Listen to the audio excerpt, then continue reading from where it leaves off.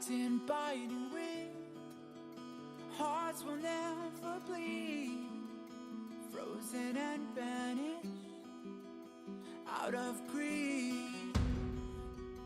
In their restless dreams, they try so hard to breathe. Pulses flutter and sting within this bleakness.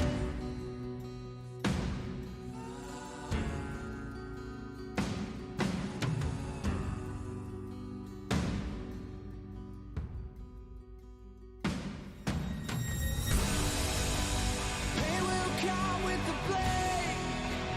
Pain will wake up to despondent crowd in this dormant world somehow. Unsheath the sword not to kill.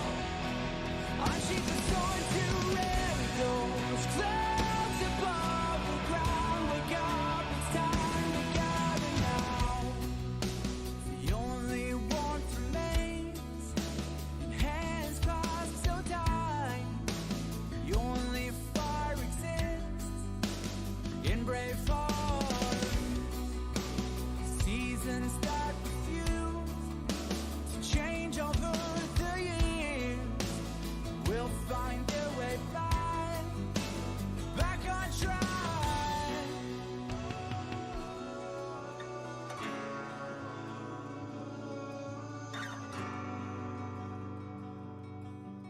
We made a choice, go fight against your fate. Pain will come with the blade. Pain will wake up the despondent crowd in this dormant world somehow. Unsheath the sword not to kill. Unsheath the sword to rend those clouds above the ground. Wake up, it's time to gather now.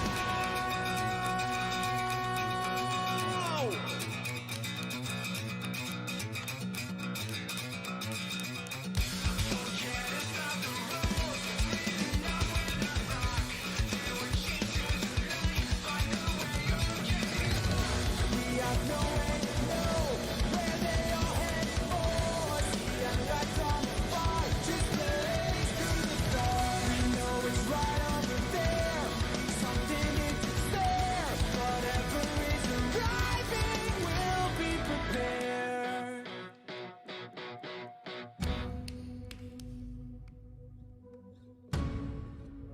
We made a choice, go fight against your fate. Pain will come with the blade. Pain will wake up the despondent crowd in this dormant world somehow. Unsheath the sword not to kill. Unsheath the sword to rend those clouds above the ground. Wake up to hear the cheering sound.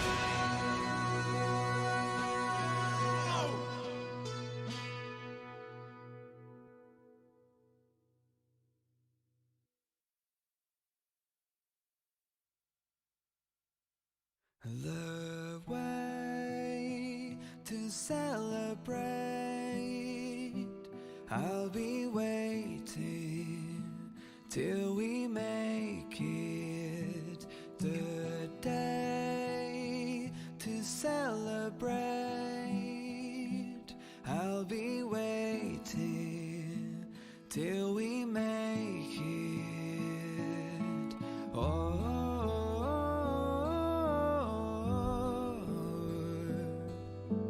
we will see. Come with me, take the journey.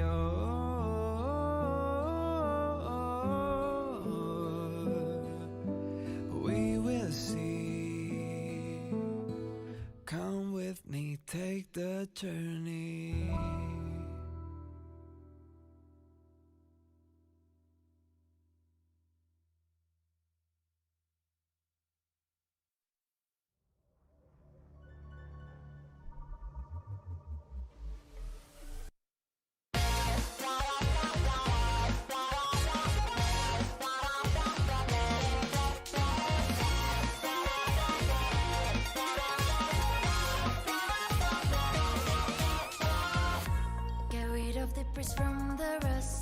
time, those years.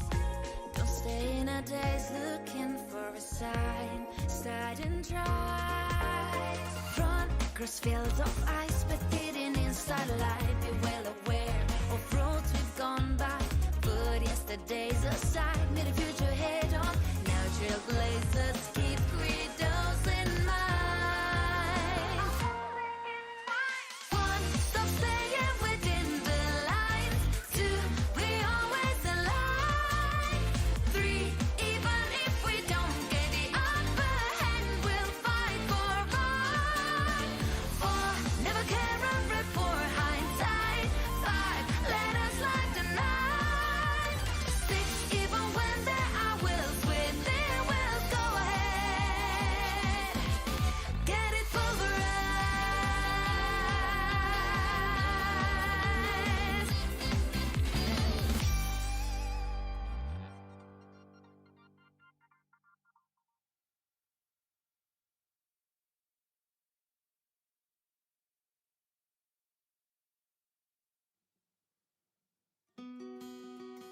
Wrapped in biting wind, hearts will never bleed.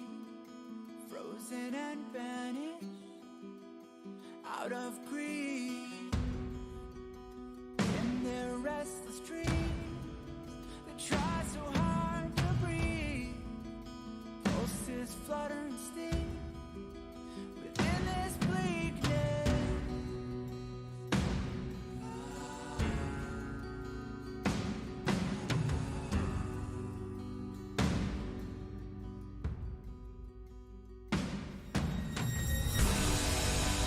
Pain will come with the blade. Pain will wake up to despondent crowd in this dormant world somehow. Unsheath the sword not to kill. Unsheath the sword to rip those clouds above the ground. Wake up, it's time to gather now. The only warmth remains in hands clasped so tight. The only fire exists in brave hearts.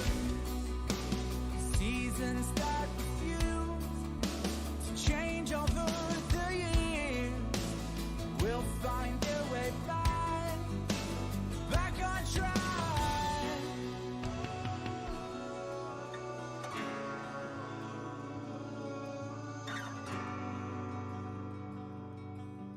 We made a choice, go fight against your fate. Pain will come with the blade. Pain will wake up the despondent crowd in this dormant world somehow. Unsheath the sword not to kill. Unsheath the sword to end those clouds above the ground. Wake up, it's time to gather now.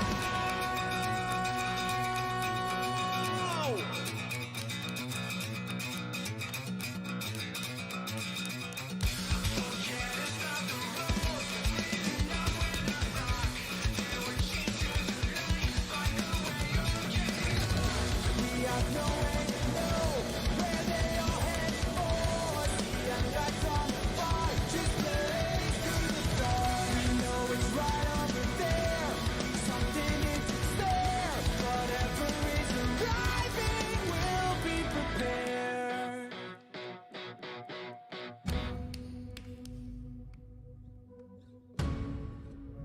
We made a choice, go fight against your fate. Pain will come with the blade.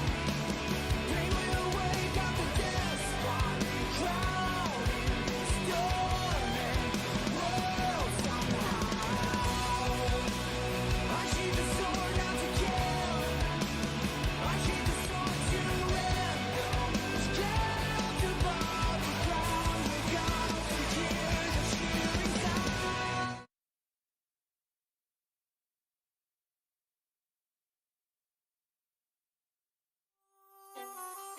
我们阻绝恶名，我们宣扬美誉，盲目、渴望、虔诚，咫尺星河，纯美无处不在。授勋骑士银之向您起誓，纯美永驻。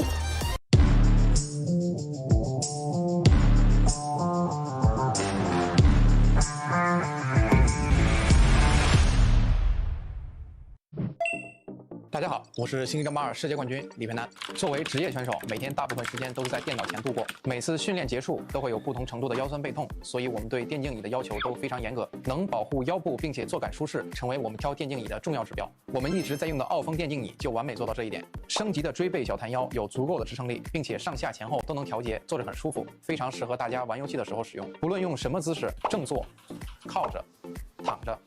腰托都可以支撑我的腰部，非常舒服。再来坐感，这款还配置了空调坐垫，夏天凉爽，冬天温暖，真的是跟空调一样精准控温。训练久了总觉得闷热，坐垫有3档风度调节，游戏再也不闷屁股了。现在天气转凉了，坐垫同样配置了3档加热功能，让身体一直保持温暖，游戏手感一直火热。训练之余刷刷手机休息一下，玩玩手游。6D 机械手臂可以自调节高度，手臂不会感觉累。同时扶手面很大，即使有大动作也不会落空。相信我，跟我一起选择奥风机械大师电竞椅，你也可以逆袭成为冠军。打开微信，搜索公众号“星际老男孩 SC Boy”， 这里有每日的直播预告、重要的赛事报道、精彩的视频剪辑、有趣的主播八卦、定期的抽奖福利以及爆笑的节奏和评论。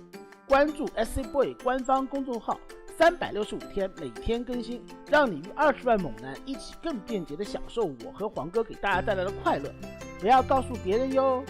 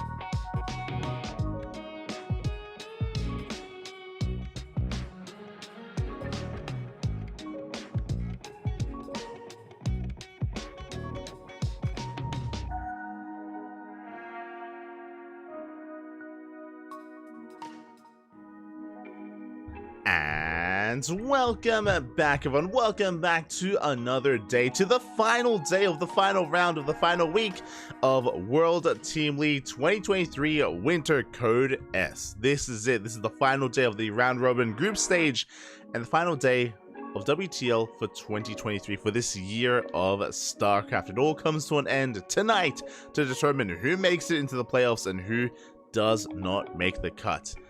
Oh boy, it all comes down to this. Of course, welcome everyone. Welcome to our third broadcast of the day. We were live earlier today with the KSL, with the Korean StarCraft League. Then we were live with GPO, with Grand Platypus Open. And now we're here with WTL. I'm a little bit tired. It's been a long day of casting, Papi. It's been a long day, but we will keep on going as we have 2 best of 7s for us tonight. And here we go. Up first, we have a matchup. We have the Starving Camels versus Mystery Gaming SSLT. It is going to be Tudming versus Bunny in a ZVT up first. And if you're in the chat, predictions are going to be open. Place your bets on how you think this series will unfold. Oh my god. That's Tudming. He's looking a little bit festive. You know, he's got his winter coat going on. We've got our beanie, our swag being set up as well.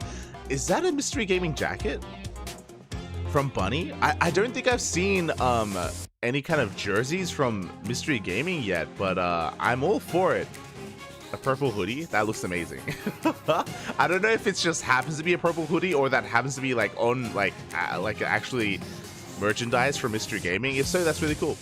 If so, that is really cool. But regardless, if you're in the chat, predictions are open. Place your bets on how you think this series will unfold. Predictions open. Good luck.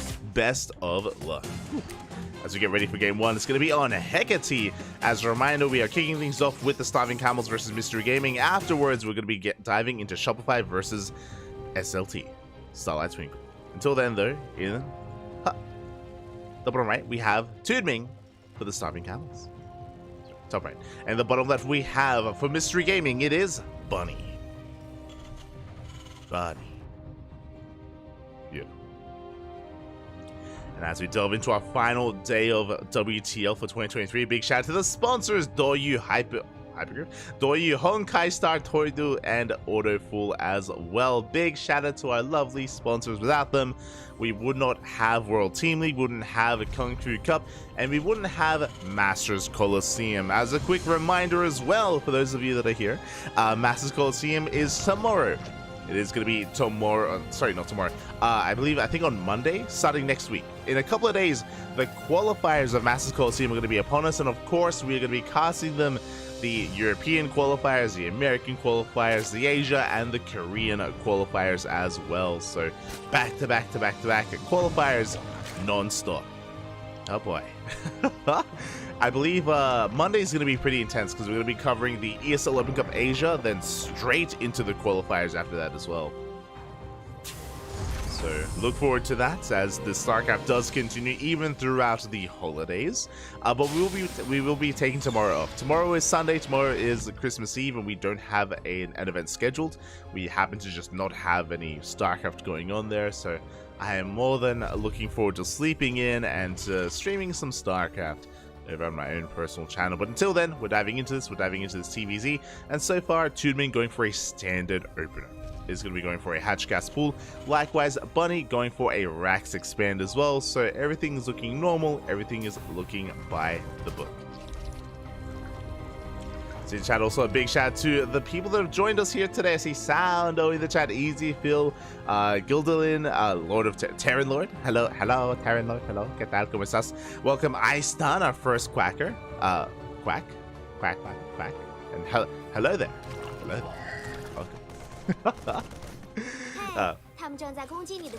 That's a Diva Enjoyer right there. As we do have our Reaper going to be dancing here with the Lings. Going to try and pick up a drone if possible, but so far the Lings are able to keep up. So far we do deny any kind of damage here at the natural base, and Bunny is just looking for maybe squeezing out some value here. Does threaten the mineral line, but the Queen comes out in time. We force back that Reaper. Behind this, Bunny's going for an economic opener. You can see it on the production tab. We have a third CC on the way, so it's going to be a third CC before Starport. Very economic here from Bunny. Tudming is a little bit in the dark as we do get, oh my god, almost a drone in the main. That was very close. A little bit too close for comforts, but the Reaper escapes and the drone survives as well. And when it comes to the Overlord Scout, we did get eyes on the factory timing, that is true, but it could be a 1-1-1, it could be even a 3cc variation. Again, Tudming just isn't entirely certain yet. He has a piece of the puzzle, not the entire puzzle yet.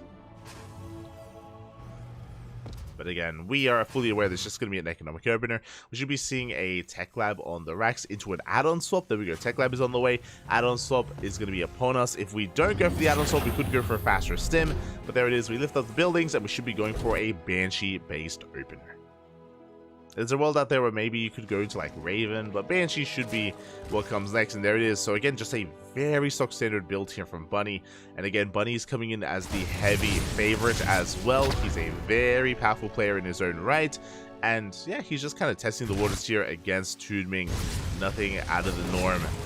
Bunny isn't really one to experiment too much either. He's not a player like Gumiho or TY or even Ryung. Bunny is a little bit more meta. A little bit. For now, just dipping in between the bases. So far, Toonming is able to keep up. Toonming does spread out his queens, and so far he has deflected these Hellions at every turn. Really good positioning.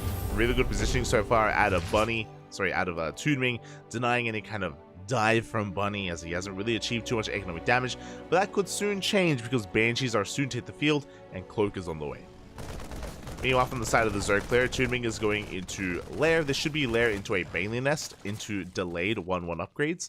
A very safe way to play here for Toonming. We're just going to be waiting for the Lair to be halfway done, and then we should start off the Bailey Nest to kind of get into our kind of Ling game, or the Ling Bane portion of this game. Banshee going to be dipping into that natural base. Do we have a Spore done? We do not! Uh-oh. Spores and done. Queens are a little bit out of position as well. We're going to be losing a couple of drones. One worker does fall in the natural, but only one. There's that Bailey Nest we were talking about. So again, Toonming is going for delayed 1/1 upgrades, just prioritizing Bailing Nest and Bailing Speed instead. Very safe play out of Toonming. Likewise, so far everything is pretty stock standard between both Bunny and Toonming. As we get another 4 drones here. Oh my god. 4 workers go down. Hellions, they check the right-hand side, but the Queens are lying in wait, so the Hellions do not find a way in. Meanwhile, we have another Banshee working towards the natural. Cloak is done, by the way, so we can make use of that. But there are Spore Crawlers in every mineral line. The Cloak shouldn't be too impactful, as we do get a couple of extra drones. Did I say 4 earlier? Should have said 6, 7. Oh my, 8. 8 drones go down. Ay, ay, ay. And what's important here, look at that unit loss tab. 8 workers, an Overlord, and nothing has fallen for Bunny. Bunny hasn't lost anything right now. The efficiency, not a single Hellion. We forced a cancel on the hatchery as well. I'm hoping that was a cancel. Actually, drone isn't there. Was that a kill? Earlier, I mean. This clearly was a cancel on the right-hand side, but we're denying another hatchery once again. That was a kill, not a cancel on the hatchery. Not like this. 2 kills! It was 2 kills! Oh no! It was a kill earlier and not like this. And it should mean this is just far too much damage. He's lost 600 minerals down the drain. 600 minerals plus the drones as well, plus the delayed 4th, and oh yeah, Toonming just having a hard time keeping up with the aggression of Bunny. Meanwhile, behind this Bunny, he's just chilling. He's just working towards combat shields, +1 defense into a bio tank army, soon to be pushing out at around the 7 to 8 minute mark. And there it is. There's that push. Now, it isn't just Marines. I believe tanks are being rallied over as well in those medevacs. Yep, there we go. 2 tanks in the medevac, so a very committed push here from our Terran player. And based on what's been happening so far, I'm really concerned that Toonming just doesn't have the production for it. Like, he's been delayed for so long.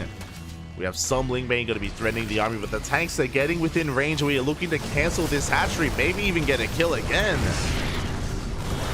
So far, good tank volleys off on those Bailings and Marines. They turn back around. 1 tank goes down. Looks like we get the 2nd tank just in time. So far, a good defense out of Toonming. But this 4th, it's going to be denied. No! No! Oh. Zerg players, look away! It's not safe for Zerg Fathias. That's going to be a 3rd hatchery kill here by Bunny. Good target firing on the Bailings as well. Marines do get evacuated, and we continue to rally here towards that would-be 4th base. Marines, they catch a Queen. We are running out of energy here on these Queens as well. Transfuse. Oh my god, not too many left. And we will keep on pushing. The Bailings, they will not finish either. They get pounced upon. Looks like, yeah, they get targeted down as well. There are only a handful of Bailings left here for Toonming.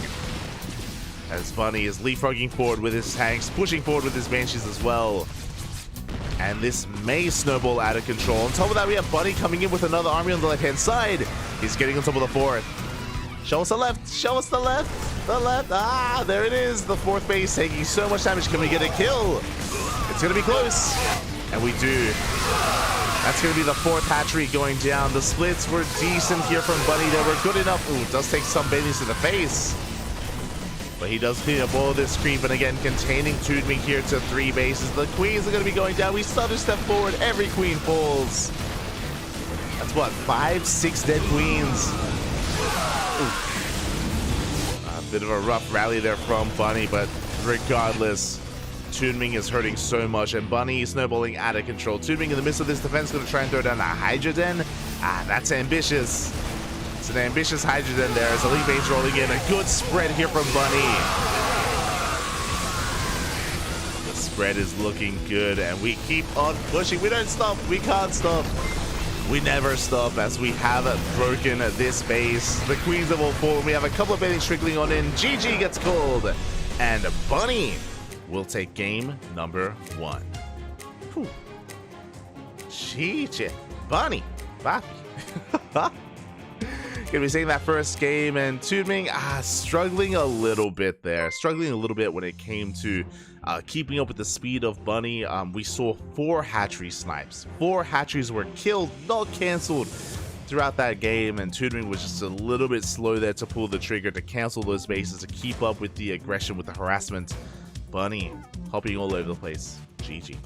GG, that is game 1 in the books, but it's a best of 2. We have at least 1 more game ahead of us. As we get ready for game number 2, a big shout out to 4 idiots in a bunker.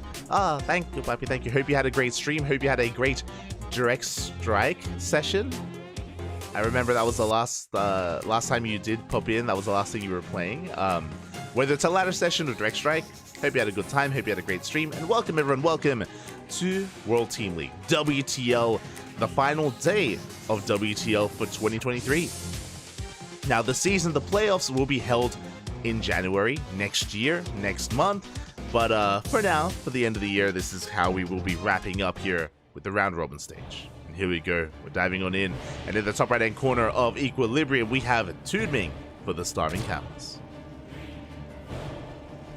And in the top left, we have his opponent for Mystery Gaming. It is Bunny.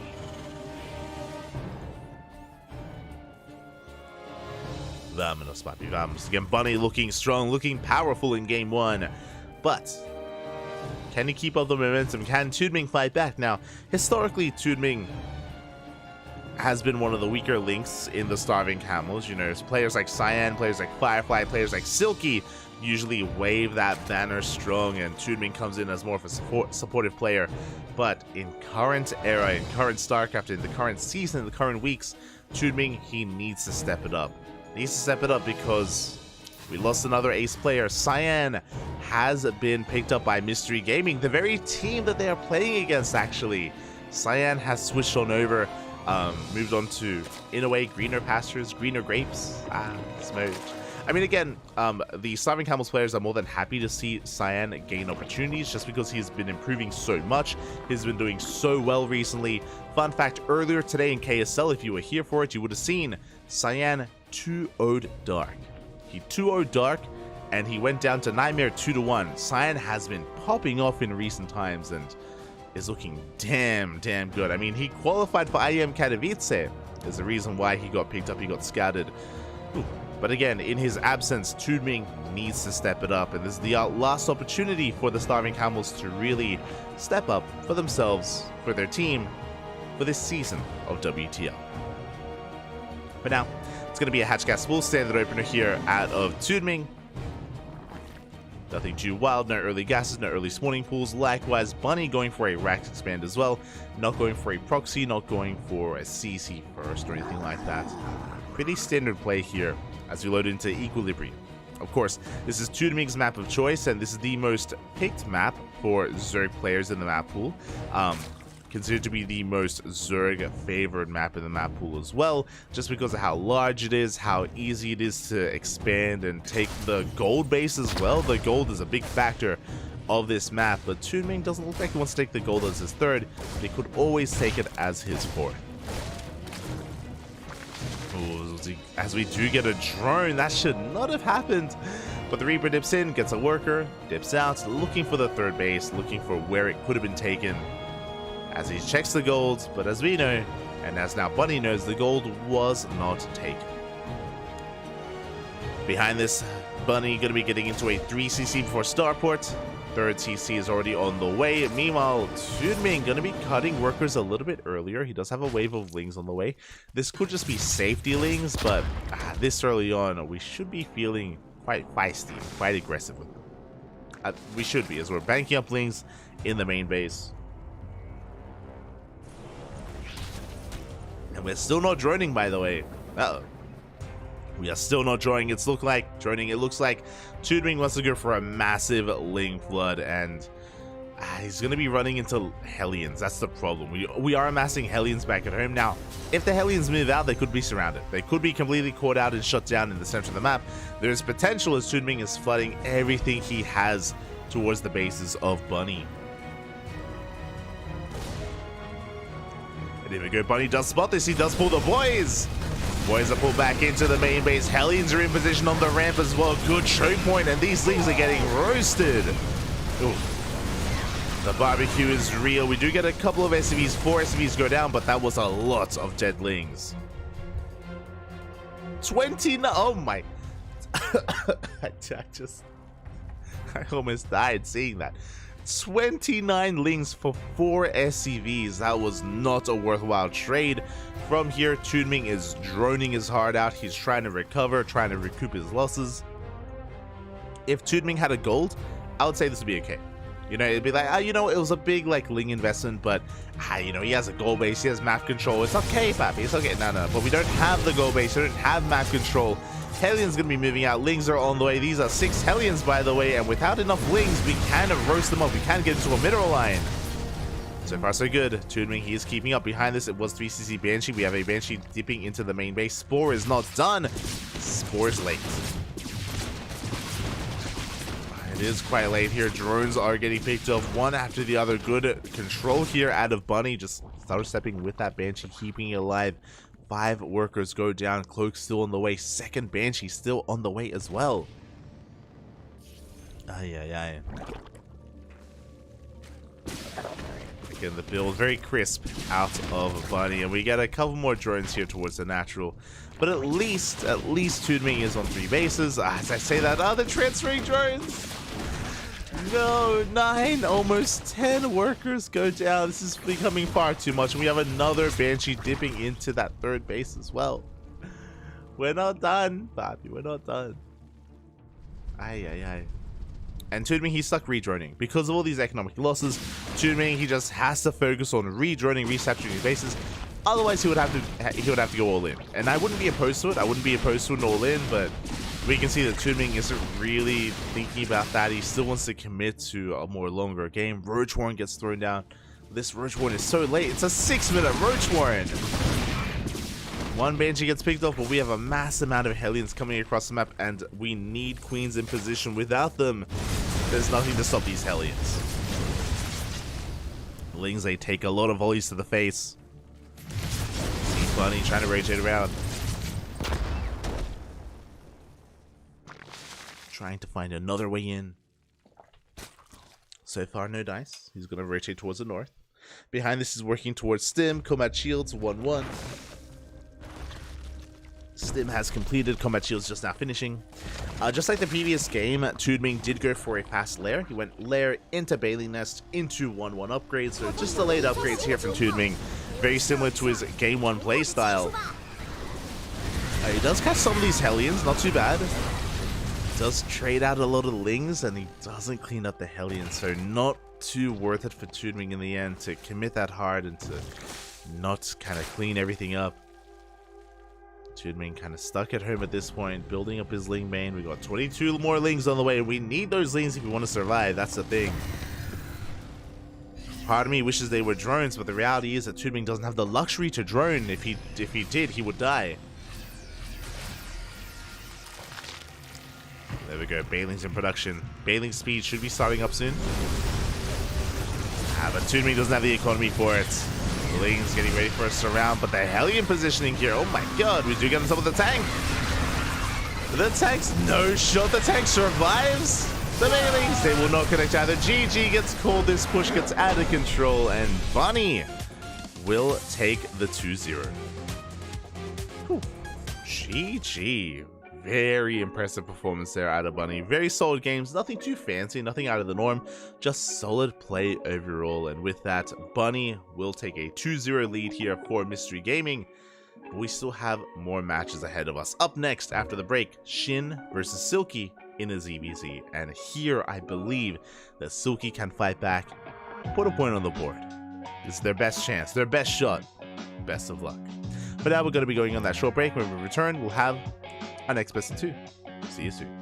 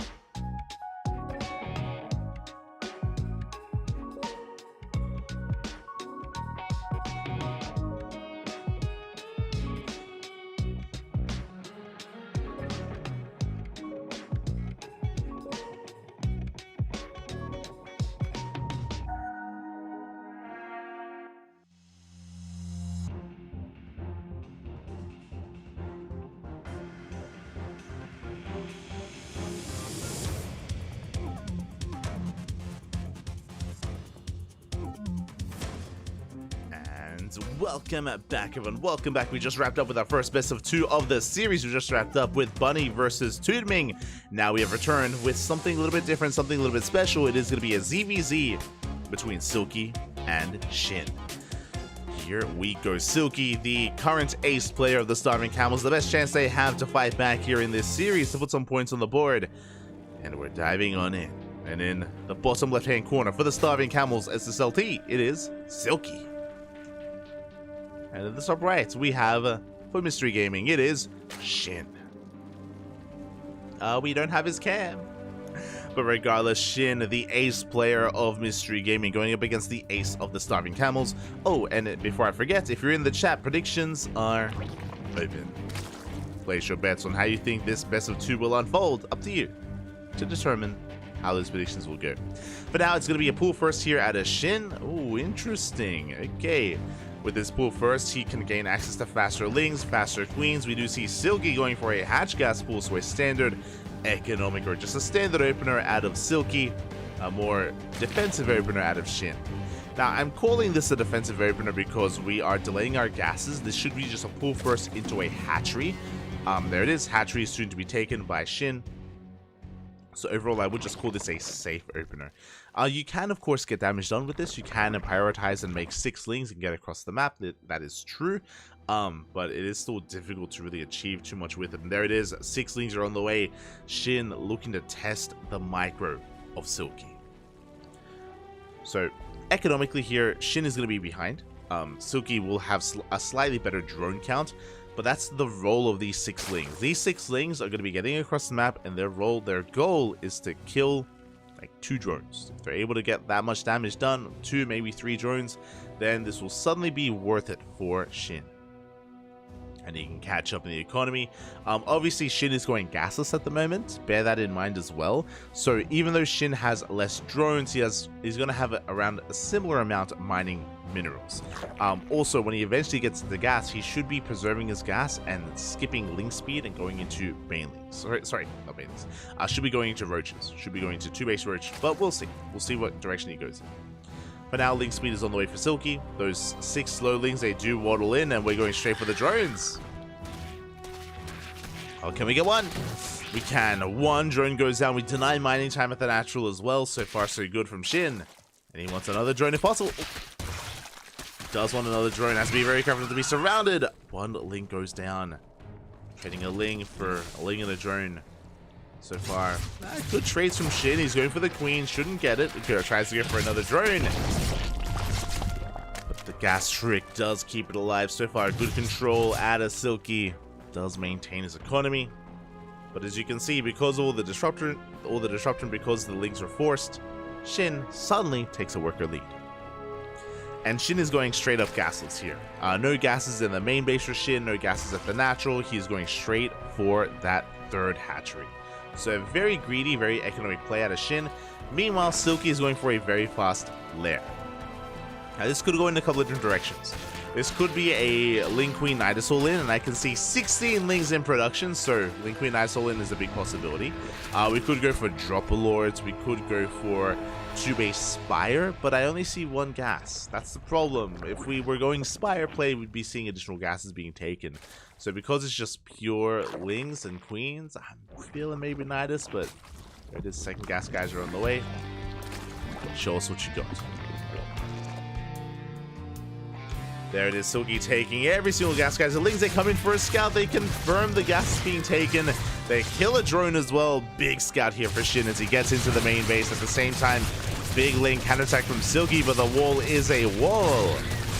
The wall is solid and Lings are just crashing into it. They're not achieving enough damage. They're not doing enough. We get a full scout of the main. Silky is going for the Spire, but Shin, for the most part, he's all but seen it. He should have a pretty big understanding of the tech part here of Silky because of the fast lair, because of the fast gases. Even though we didn't see the Spire, it screams Spire. It could also be like a Lurker Rush as well, but that's a little more uncommon. Rushing into Spire play does make a little more sense. And again, Shin was able to confirm, for the most part, what was happening. Meanwhile, there's that Dropper Lord that we were talking about. Dropper Lord into the pocket base. Could try to get some damage done here. Getting onto the other side of the wall. This is why I assumed it was going to be a Nidus, but Dropper Lord's along the same lines. Along similar lines. So we go for a queen, we should pick it up. We got one queen in the end. We can maybe get a drone or two. We do slip into the main. Oh. Ooh, but no dice. Good control out of Shin. He pulls the boys. He surrounds. He shuts down those Lings. Meanwhile, Shin, with his lair, he's going for roaches, yes, but into an infestation pit. Oh my god, it looks like Shin may just want to go straight into spellcasters and avoid hydras. I'm curious. I am curious. +1 air attack is on the way. Silky, the Spire is done. We're committing quite hard into these mutas. With these mutas, we'll be gaining map control. Overseer comes in. Overseer confirms the muta play. Again, we already had the infestation bit. We can invest into infestors. We can invest into a hive. We have options. We do have options available. For now, Shin just getting into his spores. Making sure he's safe on 4 bases.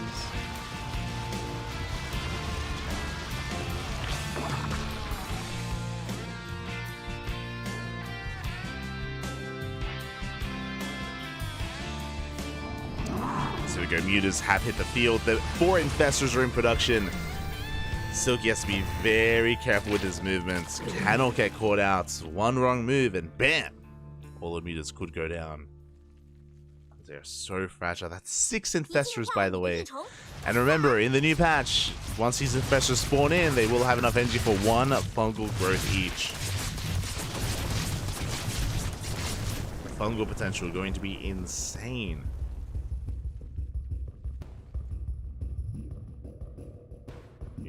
Goes Silky. Still with map control, he's going to be taking a 4th. He's going to try and take an economic lead. Still not quite there, but he's getting there. He's in the midst of droning. Does catch another Overlord. Nice pickup. Going to be supply blocking Shin. Shin, meanwhile, now getting into delayed Hydras. I love that he didn't rush into Hydras either. He already had the infestation bit first into Infestor. And later the Hydras do arrive.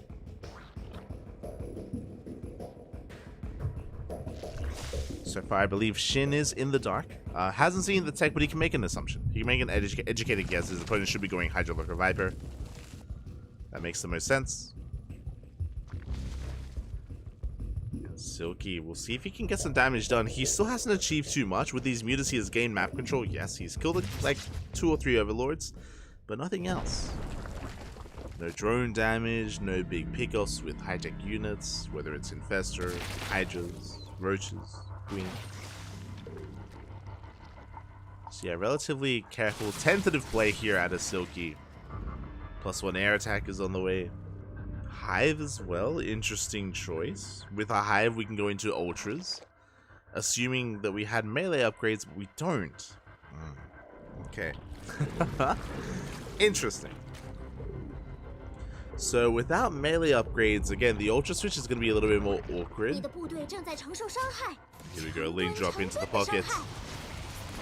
Mutas dive in as though we take down one of the spores. We're going for the other. Oh, these are costly trades for Silky. And with up, where's the fungal? Doesn't quite connect. More spores are on the way. Yeah, Silky bleeding out mutas here. At the same time, we do have a Ling counterattack here on the right-hand side. We're going for the base. Up. Will not get it. Just barely. Behind this, we can see Silky getting into Bailings. There's +1 melee on the way. Oh my god, the mutas, they engage with the spores, not the core to make. Too many spores. 8 mutas go down. Oof. Here we go, now we're getting ready for Shin to max out. So you can see Shin, he's ahead in army supply. He's just been trading so damn well. He wasn't contained to 3 bases. He got his 4th up and running. And now, the Hydras, they have arrived. We have an Ultra Cavern on the way again. I would have liked this a little more from Silky if he was working on his melee upgrades from almost the beginning, but alas, that is not meant to be. We do see these Lings just trying to buy as much time as they can. And Shin, he is chasing them around, to be fair. It is buying time. From behind, they pick off 1 Infestor. Oh, but that's a wall of spines! Silky going into a greater spire. He wants to go into Broodlords. Oh, like, bold move.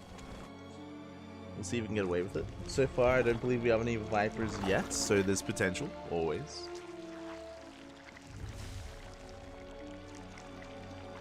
There's potential for damage. Roach Hydra pushing in. Now we're just clearing up all these spores. All these spines even, and spores. Lings from behind. Oh my god. Massive fungal on those Lings. Oh, we're gonna try to reinforce here, but again, the fungals, they zone back everything else. And the hatchery's gonna fall. Oh, the spore, oh my god, the fungals, they connect. They take down the Lings, they take down the mutas. A very efficient trade here from Shin, and with this, it looks like Shin is snowballing out of control. He's broken the main army. GG gets called, and Shin will take game number 1.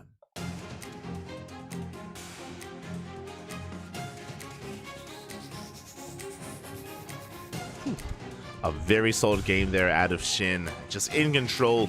Sure, the mutas did give Silky a lot of freedom to expand, to saturate his bases, to tech up as well, but I did feel like Silky was a little bit late to tech up and late to take advantage of the passivity of Shin.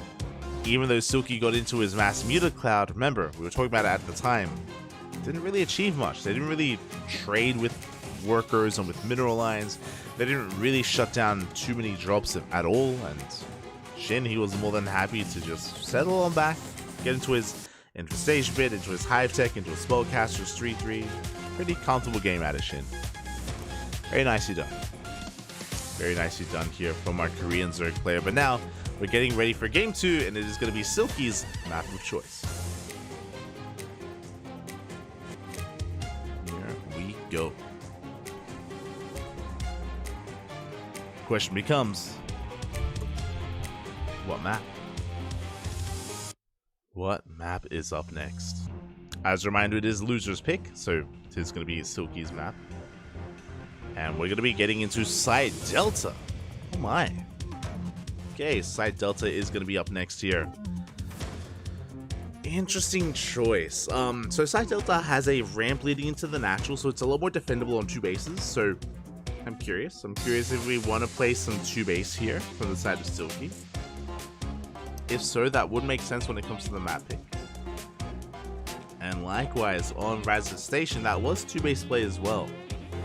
Was 2 base Muta out of Silky.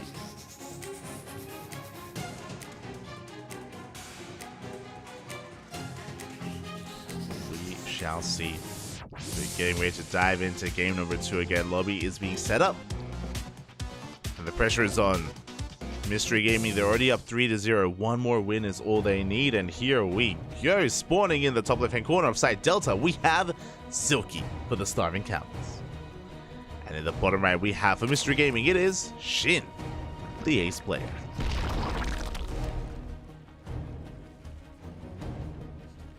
Going for a 15-15.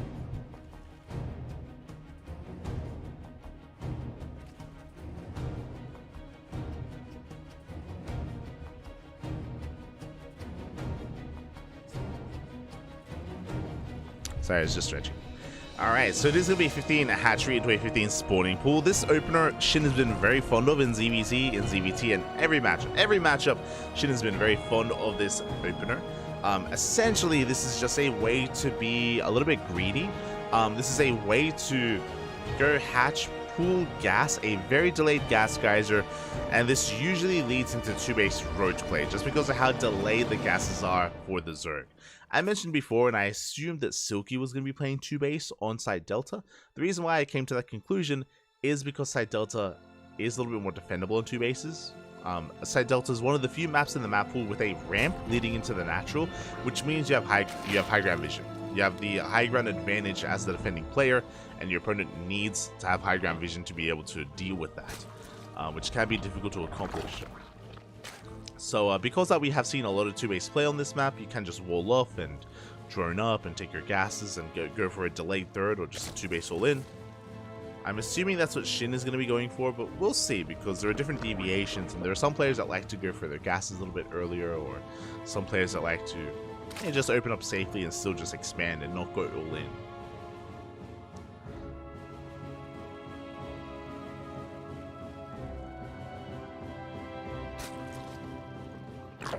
Likewise, Silky going for a standard hatch gas pool opener. So standard opener out of Silky, a more greedy opener out of Shin. As he has now taken his gases and is working towards that first 100, which should now be link speed, but we'll see. Meanwhile, just pointing out that Silky has yet to really determine what's been going on, hasn't really scattered too much yet, but is now moving out. He's now moving out to get a feel for what is going on.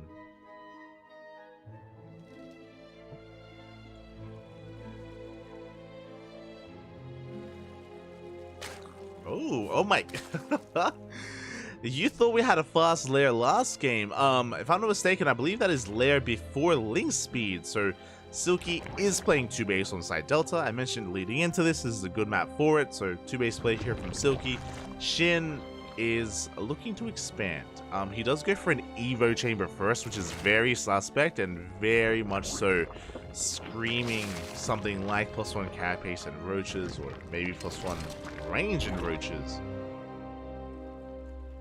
And there it is. There's that Baliness on the way for Silky.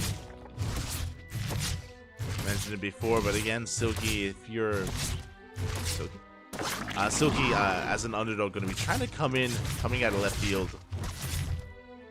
Lair's about to finish up, so we can go into roach speed. Lair still on the way for Silky. Oh, and he's going for the mutas again. Spire play for a second time. So now suddenly the onus is going to be on Shin. So it's going to be on Shin to scout. And he should be scouting when he finishes up his lair. Essentially in ZVZ, your big scout timing is going to be when your lair finishes, then you can morph in an Overseer. And then even without Overlord speed, your Overseer scout is going to be a little bit faster, a little bit more crisp. You have your Changeling as well that you can of course drop down, and with that, Shin should then realize what's going on. There it is. It's +1 range from Shin. So 2-base Roach from our red Protoss. Meanwhile, Melee's on the way, so straight up Ling, Bane, Hydra. Sorry, Hydra? What? Lingbane Muta at a Silky. Oh, the Creep Highway.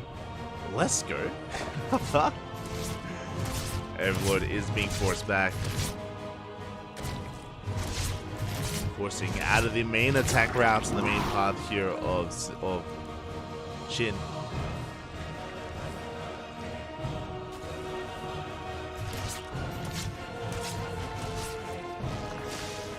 There's that overseer scout we were talking about again. Shinny's so crisp with the scout timings. He does confirm the Spire is aware of what's happening, is aware of the mutas alongside the Mass Ling. Now, the Mass Ling is a bit of a scary thing here. We don't have any Bailings. That's what's scary. Bailings defensively would be amazing against against Silky's composition, but pure Roach into Hydra, a little bit less so. There is potential. There's a window where I can definitely see Silky catching Shin with his pants down. Meanwhile, Shin is working towards Hydras. Oh boy. Here we go. He's gonna be moving out. It's gonna be waiting for that Bailey Nest to kick in.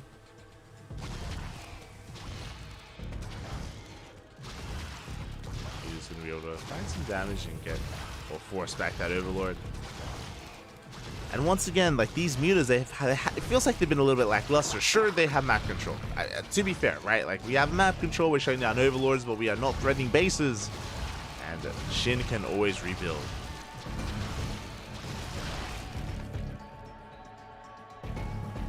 Both players get supply blocked.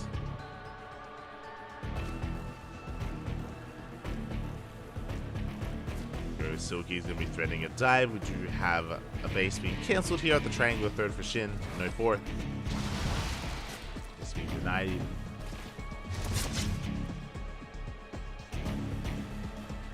Meanwhile, there's that infestation bit on the way. We got Hydras first into Infestors for those fungals. We can catch a queen. We get one. We get one queen for our troubles.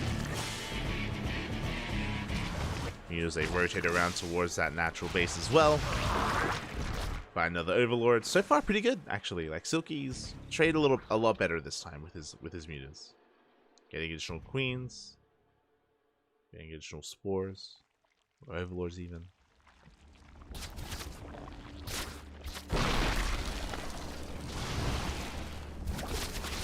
Here we go, the Mass Ling is looking to engage. We dive on top of the Hydras. The goal here, if we clean up the Hydras, we can have our mutas get out of control, but the Queens come in. The Lings are having really reduced surface area against the Roaches, and the Lings are going down. At the same time, the Queen's going ham on these mutas. It looks like every single Queen goes down. The Spore going ham. 6 mutas for, what is that, 9 Hydras and 5 Queens. You don't want to waste the fungals. Even if a fungal connects here, it's not worth it just because there's no follow-up. We need some DPS that shoots up. Oof. They try to find a way in. Some of them do get fungled though. Oh my god. Calm down. At the same time, Lings get into the main base of Shin though. Silky causing some chaos. Big moves. Lings, likewise, they get into the mineral line at the third base. We dive on top of the Infestors. 1. Oh my god, 2 Infestors go down. Lings are falling left and right, and Silky, is he doing it? It looks like he might be able to, but his Lings are being cleaned up, and he is still diving on top of the Infestors. Oh my god. Infestor goes down. Spore as well.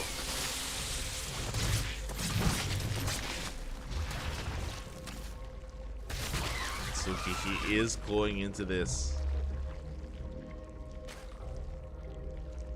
And he's just doubling down on Pure Ling Hydra, cutting workers really early on at 44. Essentially, Silky is pretty all in. Like, he is so committed here. He breaks through all the Banelings, forces a counterattack. Uh-oh. Now, the question becomes, does Silky actually have enough to defend back at her? How many Spine Crawlers are we talking? 0. Uh-oh. Roaches are pushing in. 97 dead drones so far. Peel off a couple to hit the third. Even the Queen. At the same time, big Ling counterattack here towards the natural. Reinforcements are on the way. So far, we're not really killing too many drones from Silky. Only 3 so far.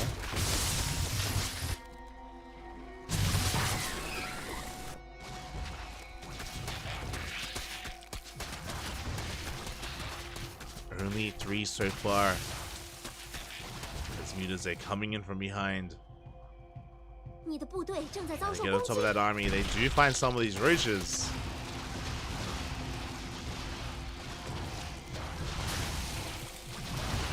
Yeah, decent pickups here from Silky.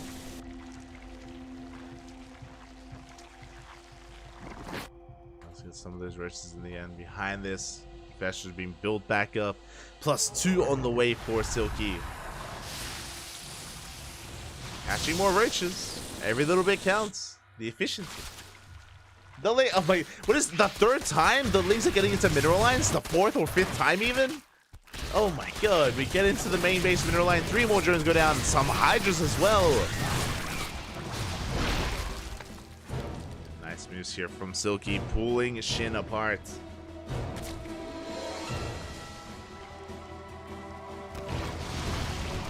Still looking for a big fungal. No! The fungal, the chain fungal as well. Have we caught all these mutas? It looks like we might have. Oh my god. Half the mutas go down. Not like this. At the same time, Lings, they keep flooding in. How does this happen? The Lings, they do get into the main base. Muta's still threatening that 3rd as well.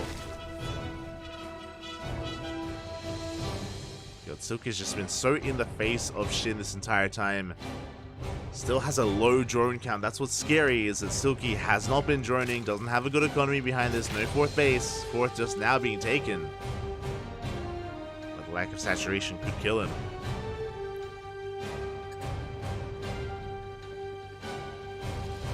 Failing speed could be on the way. That will help against the hydras. Essentially, the way you want this to work is you have Ling Bane for the hydras, and then you have the queens, the mutas for everything else. That is going to be the goal. Shin maintains a better economy. You got Tunneling Claw, Roaches, or Tunneling Claw and Burrow on the way for the Roaches of Shin.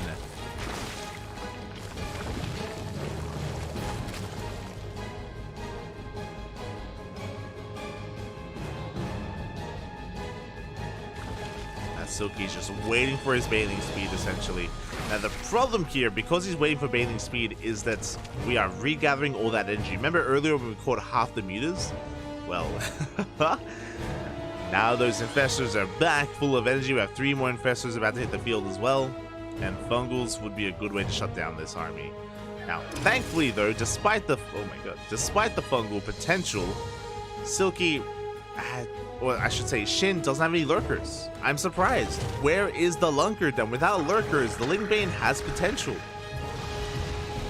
Catch the roaches. A big scout here from Silky. Shuts down the bird lurkers in the end. Meanwhile, you can see, oh my god, Shin trying to push right through the center. Does go by barely unnoticed. Just barely for the timing, but do we see them? We do! We spot the roaches. Yeah, we dive on them as well. This is a good start for Silky. But remember, we still got a long way to go. Long way. I still can't believe we don't have any lurkers. I'm just worried that we're just gonna run into a surround of Ling Bane and we're just gonna die. It's such a fragile army. Oh no. Oh, we have detection. We catch the Bailings. Oh my god. Big fun. This is what I was worried about. Big fungal with the Ling Bane, and it all does evaporate. And that's all we need. Just some juicy fungal growths. And there's no way for for Silky to really engage. Whether it's fungals on the mutas or on the Ling Bane. So incredibly effective. And here we go, we get a full surround. There are those fungals as well. Oh my god, we catch the Bailings. GG gets called. Shin, he takes another amazing fight, and Shin will claim the 2-0. Whew. GG. GG, well played. Shin does take the 2-0 in the end. Not bad play out of Silky. Like, his meter play was not too bad here.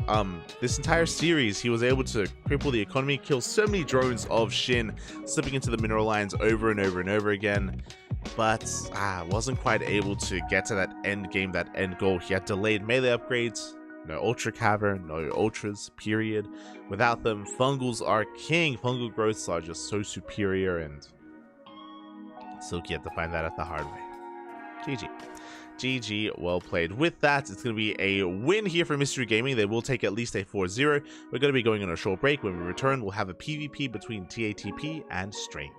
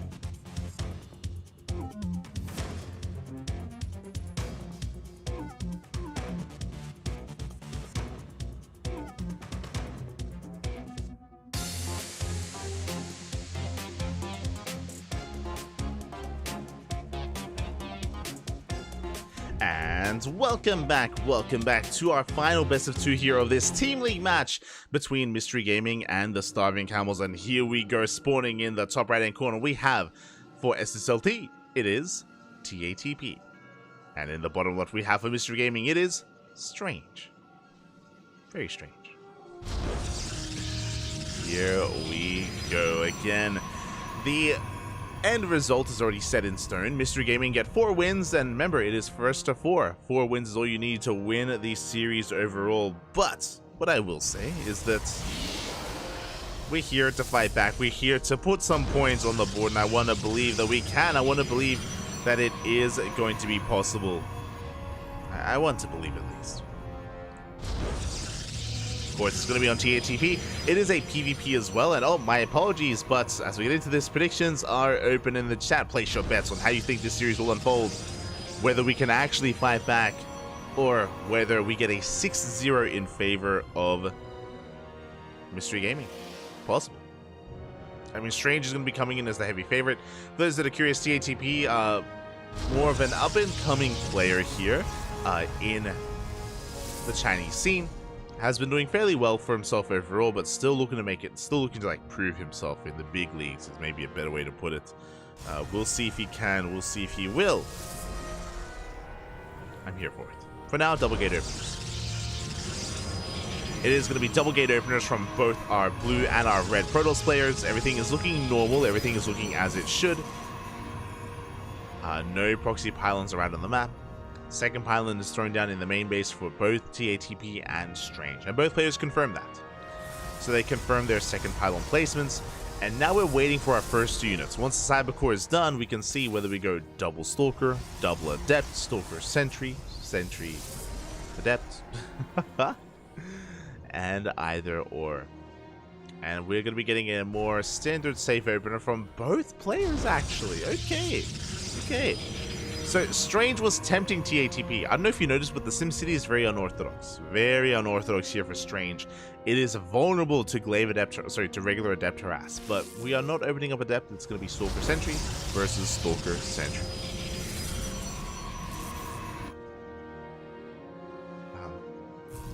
The mirrors, they don't stop.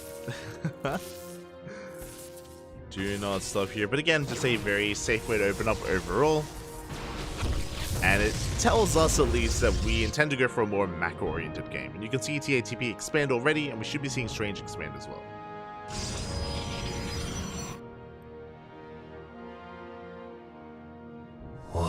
As I say that, we are going for Tech first. That is going to be a Twilight Council before Expand here from Strange. So he's going to be going for a faster Blink. Meanwhile, TATP goes Nexus first into Robo. So a very defensive build here from TATP. With that Robo opener, he's going to be able to, again, get into early Immortal production, War Prism, Observers as well. Just a really safe way to play in Sweden. No, I was thinking Sweden. Safe way to play. I think I was thinking Strange, and then I was thinking Europe. I'm very tired. The brain. I was slipping a little bit in the previous ZVZ in game 1 of Silky versus Shin. But it's okay. By the way, Strange is going for a delayed expansion here, but he's going to Blink.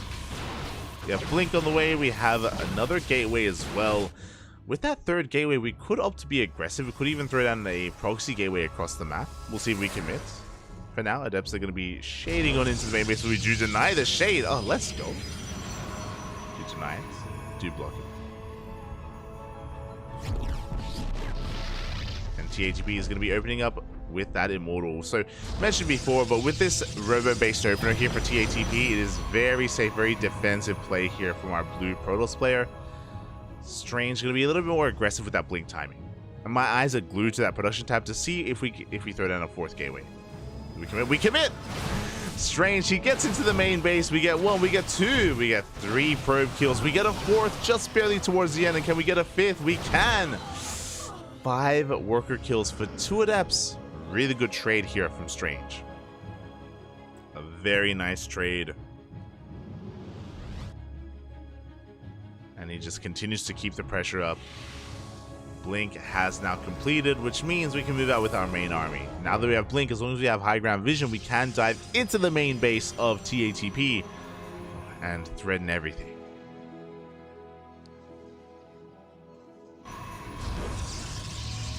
Can threaten it all. Likewise, yeah, the army is moving out. TATP has very limited map vision, unfortunately, and as a result, he's kind of in position. He has a couple of Stalkers and the Immortal as well.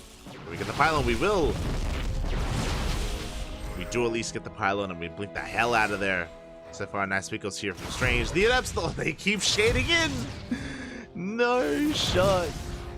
They just continue to shade in over and over again. 3 more workers going down. Can we get a 4th? We can.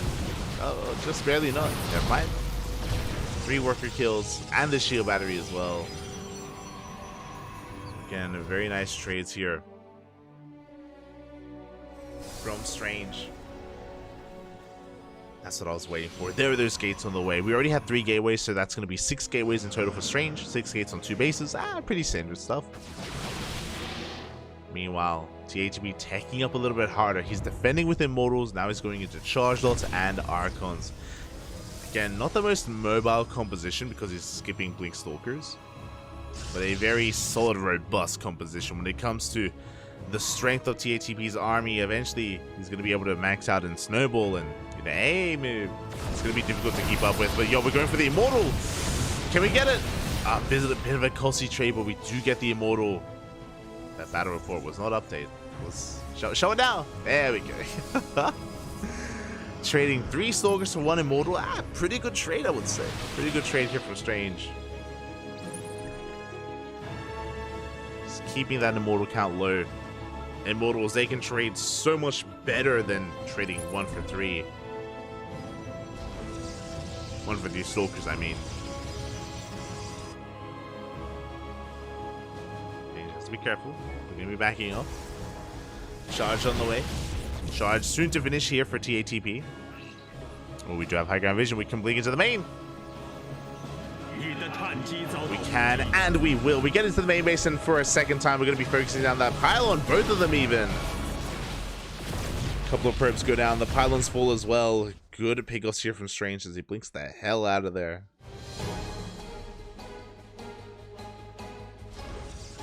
Down to the low ground. It looks like TATP may have just had enough. He wants to break the army. It's a breakthrough if possible. Good force fields as well, slicing up the units of Strange. Oh, but TATP, no! He's fighting with half his army. The Zealot's going to be going down. The sentries, the stalkers as well. Big pickoffs. Big pickoffs here from Strange, capitalizing on some of the mistakes here of the blue Protoss. Archons are pushing in. Zealots from the left-hand side. Good engage. Much better engage here from our blue Protoss player.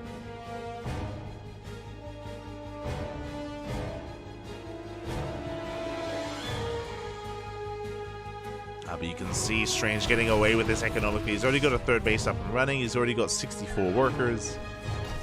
Strange can afford these losses. Meanwhile, TATP can't. As no, he's looking to deny it.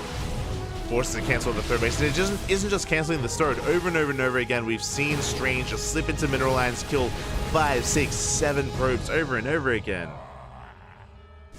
And TAP just cannot keep up with the aggression, with the harassment. And he is falling behind.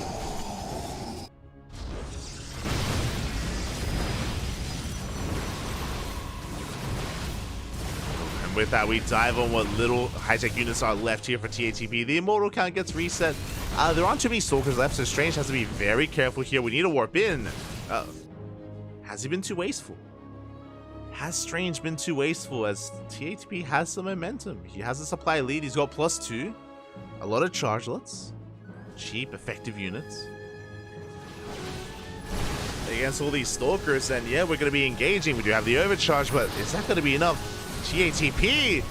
He's getting on top of the... Send it, Papi, send it! He's getting on top of the stalkers. The force fields are broken. Immortal comes out, but it's not looking too hot here once again for Strange. His fourth base is going to be denied, though. And he's going to be buying so much time here to warp in. Boys are being pulled. Ooh, damage is being done. Strange, you can afford to do some probes, but not too many. We just reinforce on the front lines. Zealot snowballing out of control. We get 13 worker kills. And TATP, he's breaking through the natural base as well. He crippled the economy already. And I don't think Strange can deal with this. I think he was a little bit too wasteful earlier. He refused to really commit into a big Zealot heavy composition afterwards as a transition. And GG gets called. Oh my god. GG gets called. TATP, he was losing workers left and right. He was all in. He was behind economically compared to Strange. But the army is what mattered. I'll be honest, I do think the moment that things slipped away from Strange was actually when Strange had dove on those 2 immortals. Remember outside the third base of TATP, we had Strange just dive on 2 immortals and focus them down. He did kill them in the end, but he lost so much in the process, so many stalkers. And yeah, Strange, he just wasn't able to keep up with the production of his own economy to be able to replace what he was losing. He lost too much too quickly, and as soon as that happened, bam, TATP counterattacked. He counterattacked, he hit the third base. He was able to punish Strange for losing too many stalkers, and Strange just didn't have enough left over to survive. He had a bank, yes, but just didn't have the warp ins. Didn't have the unit composition he really wanted or really needed. GG. GG, well played. Let's go. First map win of the season for TATP. Exactly. I mean, he hasn't played too often, to be fair. I think he's played like twice or 3 times, but there you go. Does take that win, and I think what's really important, yes, it was a PvP, true, but he didn't do anything crazy. He didn't like cheese out his opponent or anything like that. He just saw an opportunity and went for it. He saw an opportunity, he saw a vulnerability from Strange, and he did expose it, did take advantage of it. GG. GG, well played. Whew. And with that, we're getting ready for game 2. It's going to be on Oceanborn. It's going to be on Oceanborn from Strange. And in the top left, we have, for the Starving Camels, it is TATP. And in the bottom right, we have as opponent, we have, for Mystery Gaming, it is Strange. Again, they've already won their series, but ideally, we want some better standings coming into the playoffs. We want some better standings when it comes to the standings overall here. Map score is important, is effective. Strange doing what he can. I wonder if he did the math before this.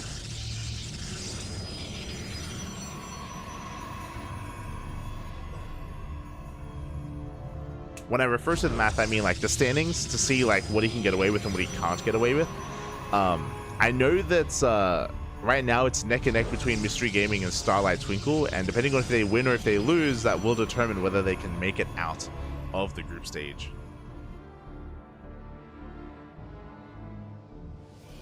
What was math involved?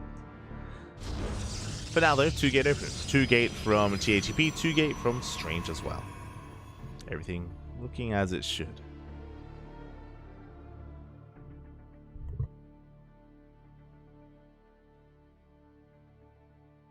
Probe's going to be moving out. Unfortunately, just because of the map layout, they do not pass each other. They do not touch tips.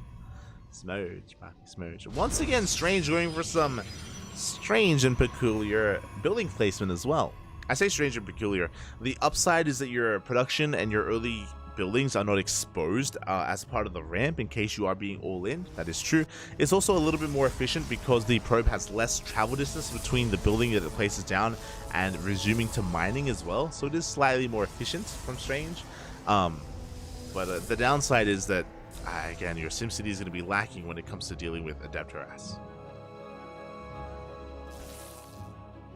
Or walling off at the ramp in general.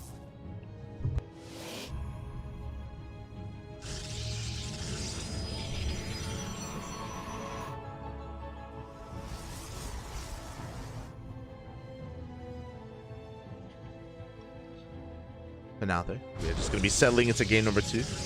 And can we get a 2-0? I'm ready for it.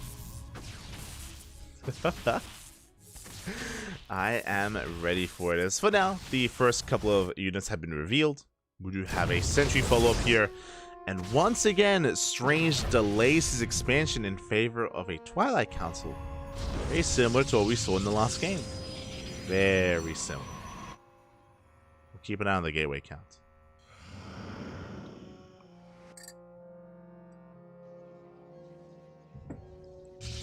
And there we go. Strange is going to be expanding behind this TATP. He's going for a Nexus into Robo. Very safe opener out of TATP.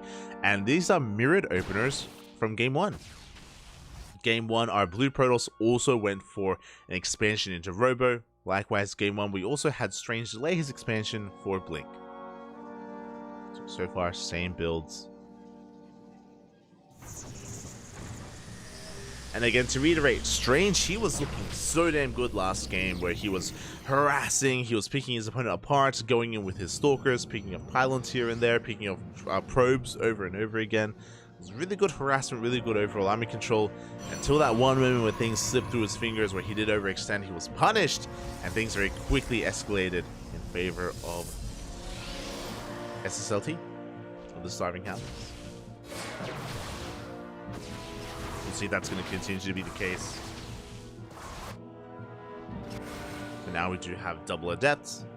Going to be moving across the map here for Strange. TATP trying to build up his forces as well. Getting into Immortal production. We have Strange working towards Blink, Robo, additional gases. Blink and Robo is still very similar to last game. We have the Forge on the way for +1.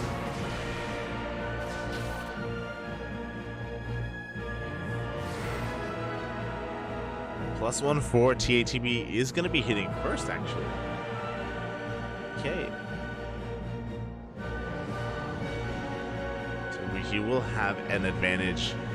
He's going to have a window, a timing where he has the upgrades and his opponent does not. As he does commit to the Shade, actually. Can we get a scout? We do get eyes on the forge. We notice it's already done. We notice it's been researching for quite some time. But overall, good scout. Hallucination comes in. We do get eyes on the production, as well as the Twilight Council. We see, we know.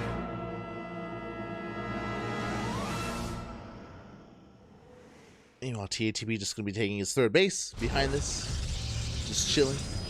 Still waiting for his upgrades. Again, because we saw the Twilight Council, Strange should be aware that TATB is going to be leaving him alone, at least until charge finishes, and then we can be active, then we can push out.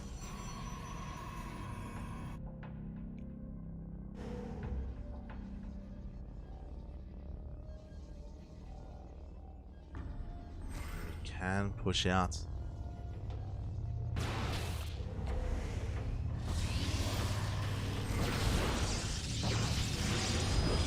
Until then, though, we do have... Oh, Glaives on the way, actually. Let's go.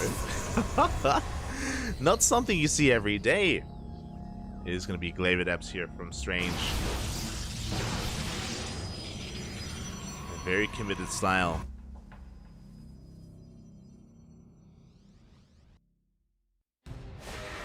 Committed here from our red Protoss player. So essentially the way that this works is that with Glaives we're going to be closing the distance, we're going to be getting on top of the army, we're going to be trying to dive on top of the forces of TATP. Glaive Adepts, they don't do a lot of damage to the army, but they do an amazing job at buffering, at being like a meat shield here for the rest of the forces of Strange, for the Immortals, for the Stalkers. They can also get into mineral lines as well. If they do, they can go here. Speaking of, they get in regular adepts at this point, but once again, we do take down so many probes, as we have already seen. So many probes do go down. Behind this, we're going to be recalling the hell out of there. We do save the adepts, actually. Not too bad. 9 probe kills for a recall. Really good stuff. Store's on the way, Glaive still in production, Twilight Council gets thrown down here to get into Archons or, of course, High Templar.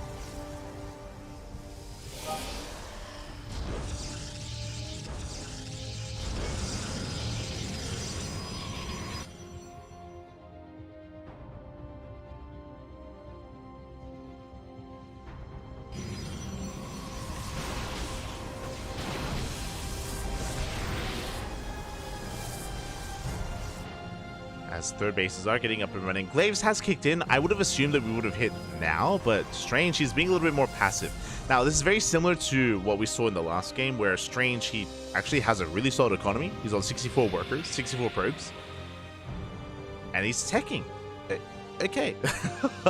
I'm a little bit perplexed as to the reasoning why we invested into Glaive Adepts if we were just going to tech up like this, but yeah, Strange, he's looking to take a 4th base, 2nd robotic spade, double disruptor production. There's a lot available here to Strange. A lot is available.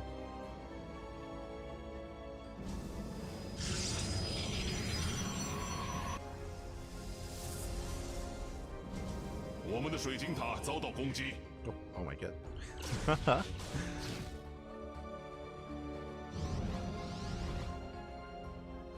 And with this, it's going to be TATV that moves out instead, which I do appreciate. He has been the defender this entire time and has been struggling to defend his economy, so he's behind. If the game goes on any longer, then he will be outscaled. So now is the time to strike. Now is the time to push out. I'm loving all these hallucinations. We got Disruptors, Colossus, Stalkers as well. But this army from TATP is terrifying. He is up in army supply. This is his moment. This is his chance. Here he goes. We are pushing on forward.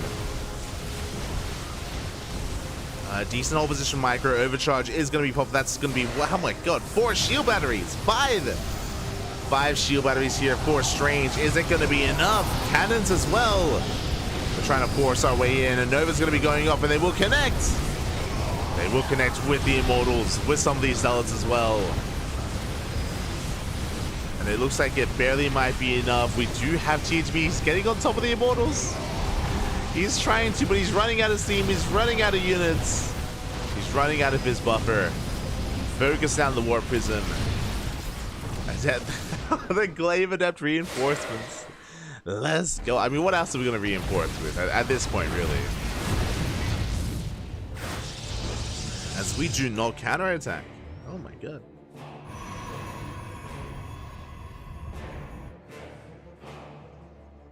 Wait, what? And Strange is not going double robo, he's going double. I mean, he is going double robo, sorry. He's not going double disruptor, he's going double Colossus. Skillus, is that you? We made 2 disruptors initially, but yeah, now we're just doubling down on Colossi instead. Very out of left field. Okay.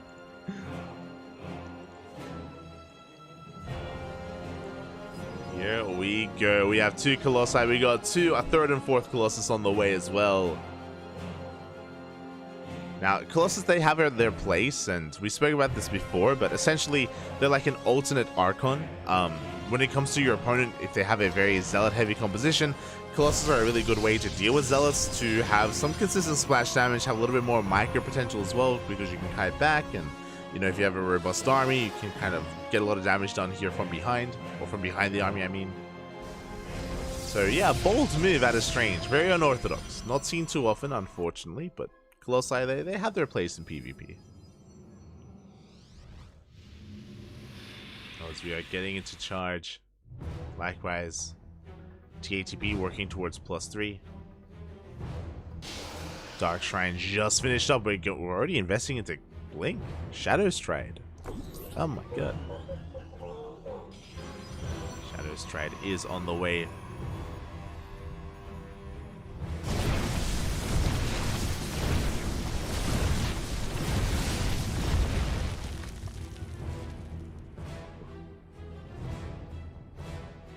From here, it looks like the game is going to be settling for a moment. I mean, to be fair, it makes sense for Strange. He's like building up to a death ball of an army with his Colossi.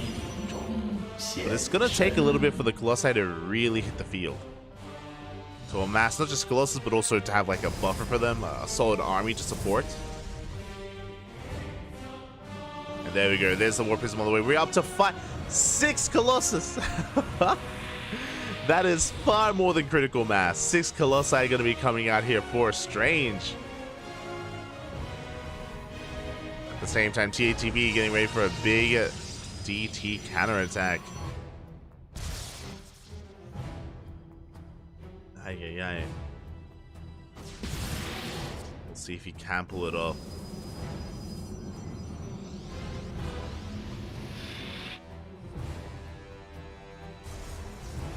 There we go. Remember, we do have Blink. There is Blink available for those Dark Templar. They can just try to dive in and eviscerate a Mineral. Meanwhile, the Colossi have been revealed. And we're going for a base trade. TATP, he ignores the main army. We do have Zealots. We have DTs going straight for the natural. We have the main army going straight for the 3rd base. Strange is turning around. There are cannons, but it may not be enough. Oh my god, the Colossi just swiping away at the army of TATP, getting a lot of damage. They catch some Immortals. Big pickoffs. Immortals go down, but we commit. And Strange, he's waddling back home. The Dark Templar, they get a kill in the main. They kill the main. They're getting on top of the tech as well. Twilight Council, Templar Archives, Robos. It's all going to be going down to the Dark Templar, which at least we're trying to. But there is an Observer. The army makes it back home. And TATP threw everything away doing this. That was all the supply that our Blue Protoss player had. Zealous hits the 5th base, forcing a recall. Yeah, we can save it. The Colossi have arrived. The laser drops. They swipe away, they kill everything. That's a lot. Oh my, how many Dark Templar is that? Oh my god. 15? Too many. Too many is the real answer there. Templar going for a big counterattack. Strange does run past, does pass the army. As we do bling up, we take down the cannon. THB committing to the base trade, and this time Strange is going to commit as well. He's not turning back around. Now, remember something. Recall's on cooldown. Strange, he just recalled towards the left-hand side, which means he cannot recall back home. He cannot recall probes. He has to try to evacuate here as this base trade is going to get rowdy. Oh boy. THB is going to be losing his... We're turning back around! THB, he loses the third base. Meanwhile, Strange turns back around once again to deal with this, to save his bases. He comes across the Dark Templar, most of them at least. And he will shut them down. There's one DT left. At the same time across the map, Strange still committing, pushing into the main. One Dark Templar came across the base on the left-hand side. Strange, he's in a little bit of trouble. But he can take a fight. He knows he can. 3 Colossi. That's all you need. They reign supreme, papi. Novas go off. Big connections on the Archons, on the Immortals. And GG, well played, gets called as Strange is able to come out on top in the base trade. Oh, was not the cleanest of games, wasn't the easiest of times, but regardless, GG, well played. Strange will redeem himself here, taking a game, and the final score will be a 5-1 in favor of Mystery Gaming. GG. GG, well played. With that, Mystery Gaming will take the series in the end, and they will have a decent score coming into those playoffs. But is that enough? Yet to be determined. We still have Shopify Rebellion versus Starlight Twinkle. Gonna be right around the corner. I am a little bit concerned though. This is gonna be a really good series. Really good players, really good games. I want to do it justice. Alright, we can do it. We'll power through. We will power through. I was about to say that I'm getting really tired.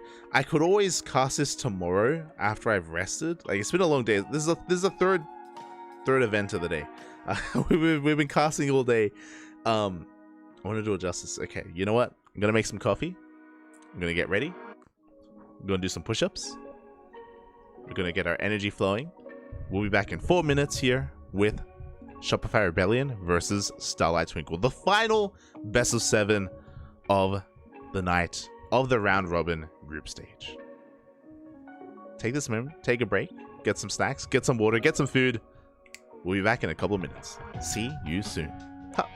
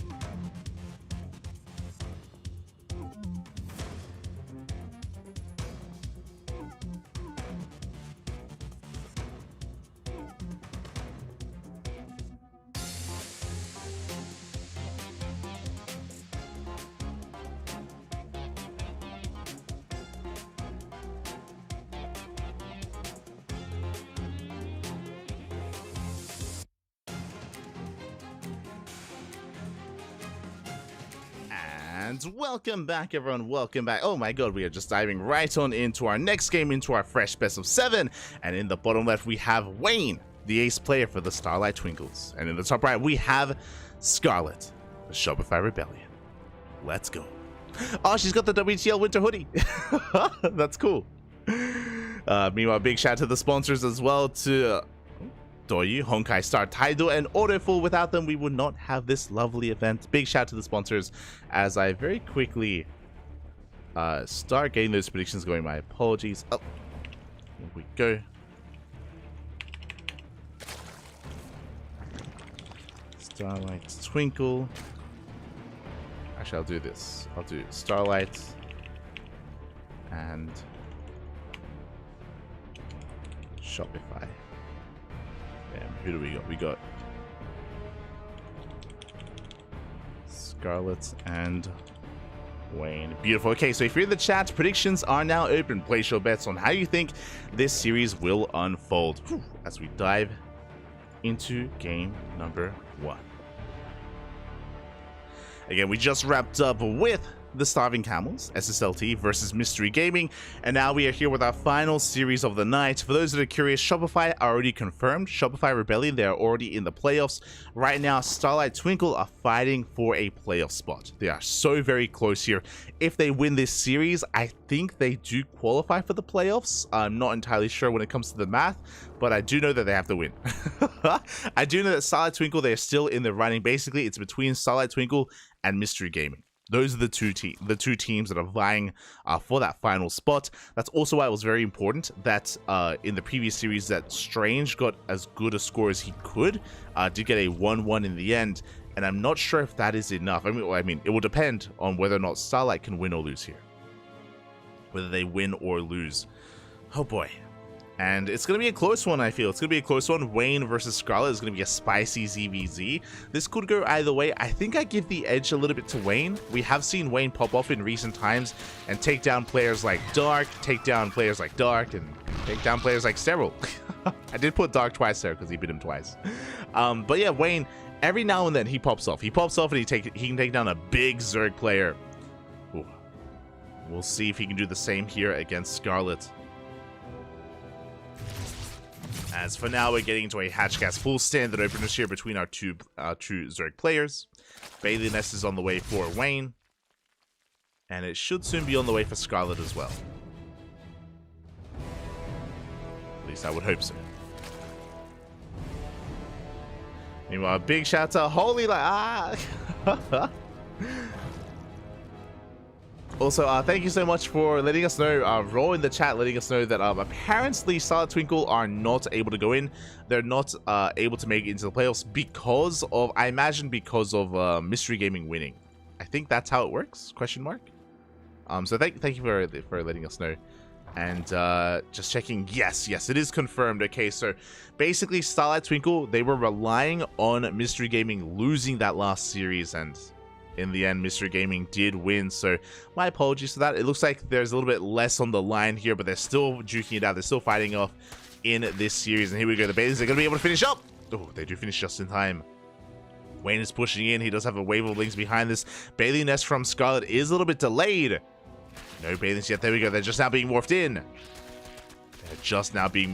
And we do see Wayne threatening those queens. Bailey's gonna be rolling on forward as well, looking for a big connection, but alas, the queens do zone them back. Yeah, Wayne, he cannot engage. He has to back off. Behind this, we're droning. Both players droning up. Scarlet, breaking free from the supply block with those 5 overlords. Drones are on the way. And yeah, we do see Wayne just threatening that third base. He can't quite commit to anything. He does take down the Bailing. Nice trade. Really nice trade there from Wayne. As he does pull back. Roach Rowan in production here.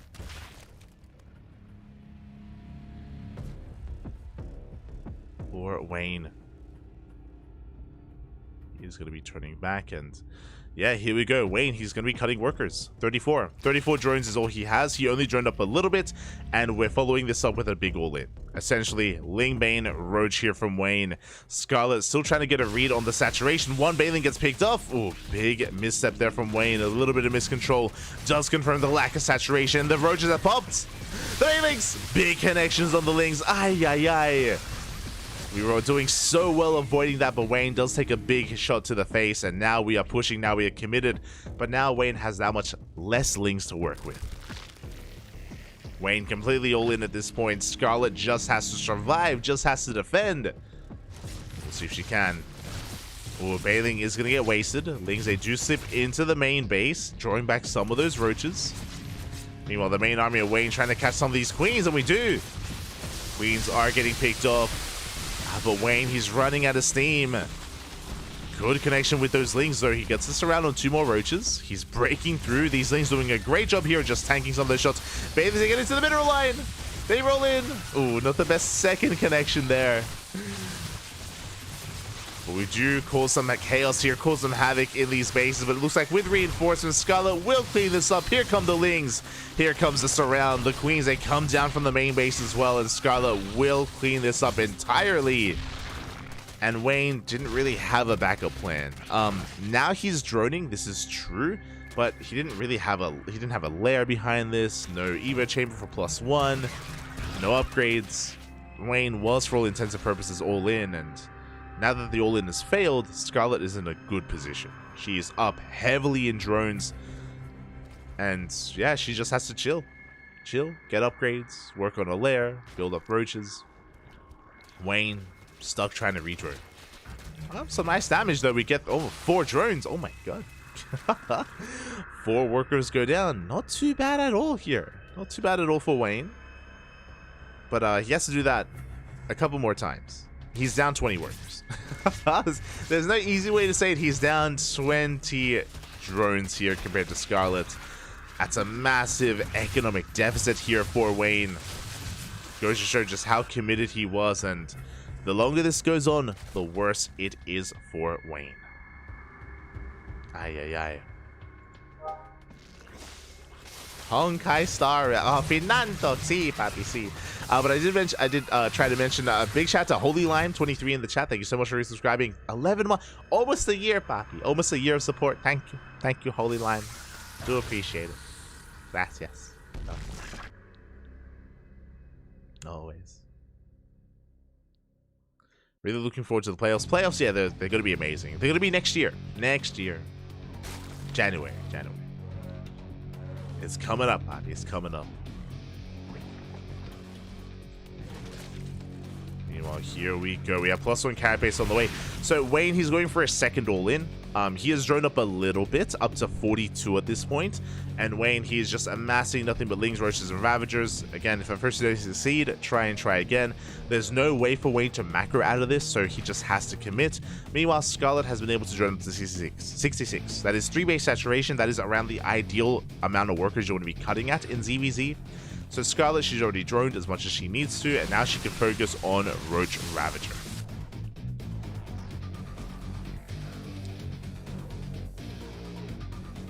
Again, Wayne, if you want to hit a timing earlier on, not quite going to be there. Wild's going to be connecting. Lings, they try to dive in. They're looking for a surround. They're trying to trap the army. Wilds, though, they will barely connect. Not even. Yeah, it looks like Wayne is running out of steam, running out of units. And in the end, Scarlet will clean this up. GG gets called. Scarlet takes game number 1. GG. But again, really cool to see the WTL. Is that a 2022? That's last year. Oh, okay. But yeah, really cool to see wearing WTL jersey. Sorry, WTL merchandise. Those that are curious, every season there is a gift box. There is a gift box for that WTL do sell to the public. But they make a limited run, a limited amount of gift boxes, and they do sell them. They do sell them on their own channel. If you do want to purchase a WTL gift box, I don't think they're selling this season's ones yet. That's last year's. I'm pretty sure that's last year's jersey or jacket, I should say. I think this season's is still not yet on sale, if I'm not mistaken. Not yet. But it will soon be. I think it'll be on sale for the playoffs. If you are interested in some StarCraft merch. Otherwise, here we go. We're getting ready for game number 2 here. We have Wayne's map of choice is going to be Oceanborn. Okay, so a much smaller map. A map that it is a little bit easier to be aggressive on, and I'm imagining that Wayne wants to be aggressive again. I'm imagining that he does want to be in the face of Scarlet a lot more than on Hecate, and you can achieve that on Oceanborn a little bit easier as well. Oh boy. We'll see if Wayne can pull it off. Again, Wayne is the ace player for a reason for Starlight Twinkle, and I want to believe that he can really make some magic happen here. We'll see. We'll see if that's going to be the case. Let's get ready for game 2. As a reminder, after this, we still have a Cham versus Bjorn and Rewhite versus Harston in a PvP. So still plenty of games ahead of us. I'm looking forward to Rewhite versus Harston just because Rewhite has been getting some upsets recently. He has been actually, I think it was a while ago now. I think it was like a month and a half, 2 months ago. Rewhite did take down Showtime in Kung Fu Cup. So, mate, if you can take down Showtime, you can take any Protoss player down. I'm all for it. I'm all for it. Give some Rewhite later on. Until then, we still have our first mirror matchup here of this best of 7. And again, I'm sure Shopify want the best standings possible coming into the playoffs. They want their best opportunity here to get into it as cleanly as possible. I'm sure.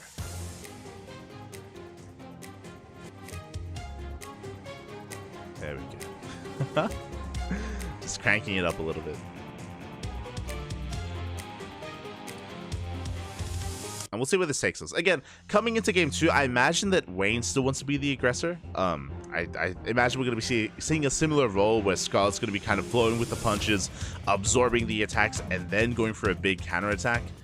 The difficult thing about this, though, as I talk about like the potential of Oceanborn, is that we were just aggressive on Hecate, so it's really hard to really justify playing a similar playstyle 2 games in a row, especially if it fails the first time, just because your opponent is going to be that much more on notice. But we'll see. As in the bottom right hand corner, we have, for Starlight Twinkle, it is Wayne. And in the top left, we have for Shopify Rebellion, Scarlet. Here we go.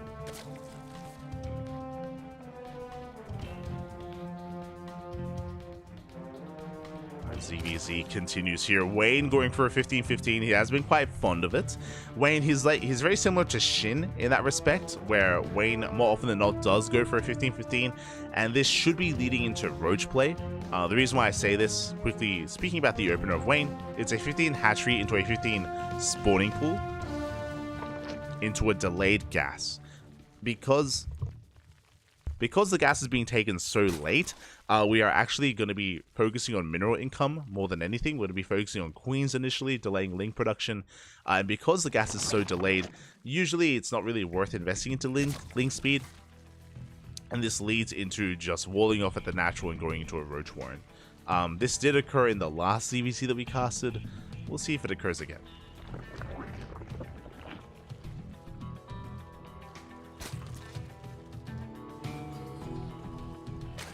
So we'll see if Wayne does rush into that link speed regardless, or he does delay it and invest into a different direction instead. Our eyes are going to be on Wayne. Meanwhile, Scarlet going for a standard opener, hatch gas pull, everything by the book for Scarlet. Again, I do think she's going to be more of the reactive player here, but we'll see. She has been known to be like cheesy at times and hyper aggressive at times as well.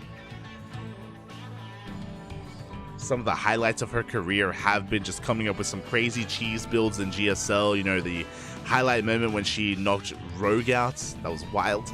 That was many years ago at this point, pre-COVID. I can't believe it's been that long. It's crazy. Crazy to think about.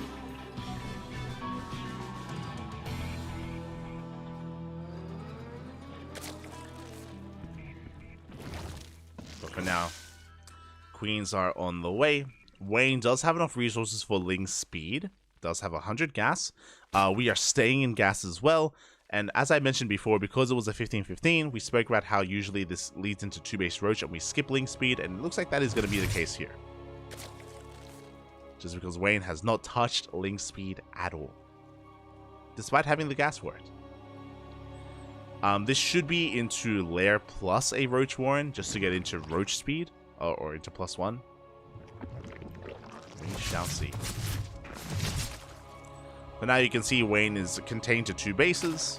Scarlet is taking a third on time on location. Ooh, Scarlet cancels Ling's speed. You love to see it.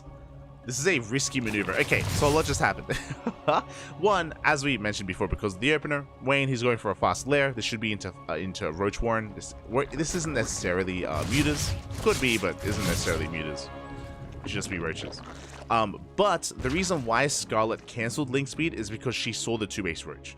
And ideally at this level of play, you want to be as efficient as possible with how you spend your gas, and you don't want to waste it. And if your opponent is skipping Link speed, you want to skip Link speed as well, because you want to make as many Roaches as you can to be able to keep up against the 2-base Roach of your opponent. Now, this is a really risky thing to do. This is how Wayne beat Dark, for example. Something that happened was Wayne opened up 2-base, just like we saw. Dark cancels Link speed, but then you find out that Wayne did actually start Link speed, faked out 2-base Roach, and then Link flooded Dark. Like stuff like that. You can do like crazy like mind game stuff like that in TVZ. We can see that that's not the case here, that we actually did, of course, skip Link speed and we're investing into Roaches, but like that is something that is possible here and something you have to keep in the back of your mind as a Zerg player in this position, where canceling Link speed can sometimes be a big risk and can sometimes kill you. So risky maneuver, but Scarlet, it does pay off. A good read from Scarlet in the end, getting into +1 range, into Roach speed. Roach production has commenced for Wayne. He's cutting workers earlier on, and Scarlet does confirm the Roaches in production. So now she knows to make Roaches as well. And she knows not to be overly greedy here. So Scarlet, she's droned up to 50, has saturated her gases, has droned up a little bit at her 3rd base. It's going to be 6 drones at the 3rd, and now it's just pure Roach. Now the reality is that Wayne should have a slightly larger army, but Scarlet will have queens to defend alongside Defender's Advantage, which is faster reinforcements. Alongside, like, you know, the high ground in between the bases and just a better angle of attack. So Scarlet will have certain advantages. Overseer dives in for a full scout as well. And here come those queens. We're rolling across the map. We are all in. It's all or nothing here for Wayne. It either works, he either kills Scarlet or dies trying. Oh, the Overlord barely escapes those Ravagers as well. Speaking of, Ravagers are in production. +1 range is done. Wayne has speed on his side. Here we go, we're splitting up our forces. Trying to find a way in. Again, still making nothing but Roaches. Wayne has the advantage as well of his queens, now soon to get on creep. But Scarlet dives on the army. Good biles as well. They connect with the queens. We focus down the Ravagers, and Scarlet, she just completely shuts this down. Oh my god. She dives on in. Really awkward angle there for Wayne. The queens weren't able to help. They weren't able to get onto creep. They weren't able to transfuse. That was the kill move for Scarlet. She wanted to dive on the army before the queens got onto creep. And with that, Wayne is now in a lot of trouble. Remember, Scarlet has the better economy. The longer this goes on, the better it is for Scarlet. And she gets on top of the Ravagers, gets on top of the Roaches. Good target firing out of Scarlet, focusing down every single Ravager. And Wayne is going to be at death's door here. Things snowballing out of control. We do have reinforcements trickling in. Wayne can maybe barely hold on here, but these have not been good trades. Files once again forcing Scarlet back. Oh, sorry, forcing Wayne back. as Scarlet gains more and more ground. Could even try and go for those overlords, but getting good control out of Scarlet. Could be pulling back with those Ravagers. There we go, saving them. GG gets called, and Scarlet will take the 2-0, taking down Wayne. GG. GG, well played. I know Scarlet is back in North America at the moment, so it's not at the best time, but GG. Solid performance there. Looked a little bit tired is what I was getting at. Looked a little bit tired after that win, but a solid win nonetheless. A 2-0 here in favor of Shopify, and now we get ready for our next best of two. Up next, Cham versus Beyond. When it comes to Wayne's builds, I'm still all for it. I'm still all for the builds. Game 1 was rough. If you remember, the problem with Game 1 is that Wayne did take a big bathing to the face, and he lost so many links before the all-in occurred, so Wayne did struggle a little bit there. Meanwhile, here in Game 2, again, like, going for a big all-in like that, a 2-base all-in, 2 games in a row, Scarlet was already on notice. Like, she was already prepared mentally for that kind of situation. She reacted beautifully to the all-in of Wayne and completely shut it down. Really solid performance, really solid stuff. GG, well played. With that, we're going to be going on a short break. We're going to be getting predictions ready. Up next, El Chamaco versus El Bian. See you soon.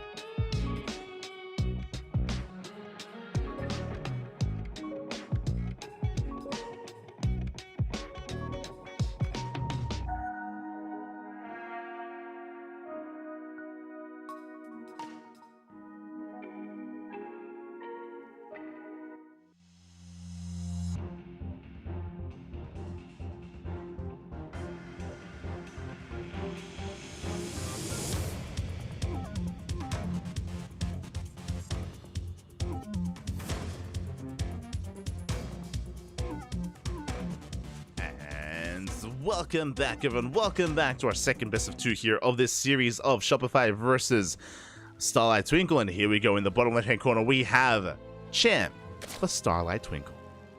And in the top right, we have Björn for Shopify Rebellion. Ah, the big mushroom. Fun fact, that is Solar's house, by the way. I don't know if you noticed, but that's why there's a second chair behind him on the left.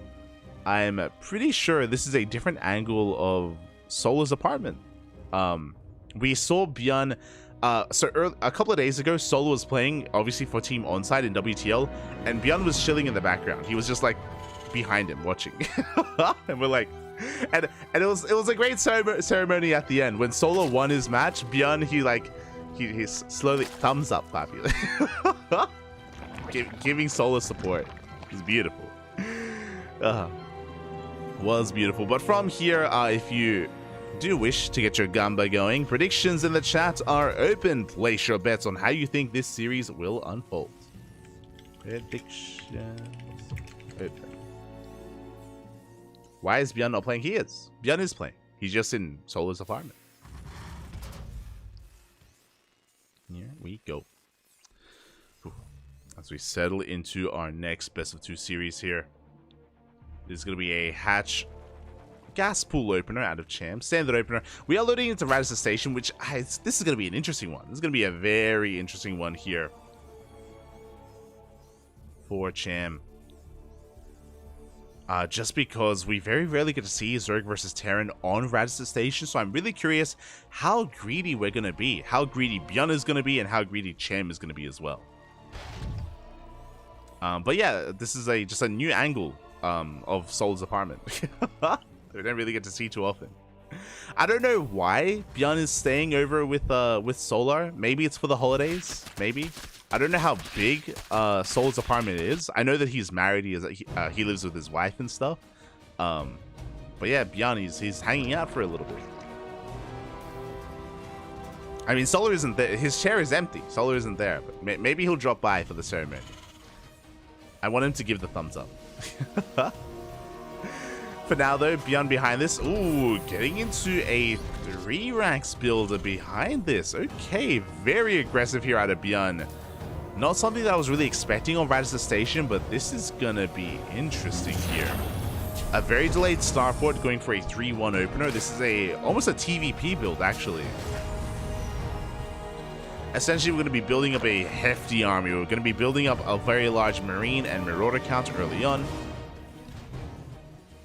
Hellions going to be active across the map. This should be hitting with medevacs. There should be a starport alongside a reactor behind this to get into medevac production. We might try to hit without medevacs. That would be wild. Be crazy. Are these matches played live or pre-recorded? They are live. They are live unless they're pre-recorded. What I mean by that is that all these matches are live. Sometimes there are situations where players cannot actually play at the scheduled time, so they play ahead of time and they submit replays. You will know when that happens, because if that ever does occur, if players ever submit replays, we don't have player cams. Player cams aren't involved if replays are submitted. So this is live. So if you ever see this and there aren't any player cams and they're like still images, or like there are player headshots, then you know it's a replay. Just as a heads up for transparency. As Hellions are going to be rotating around, dipping between the bases. Gotcha, thanks. All good, all good. Welcome, Selex One.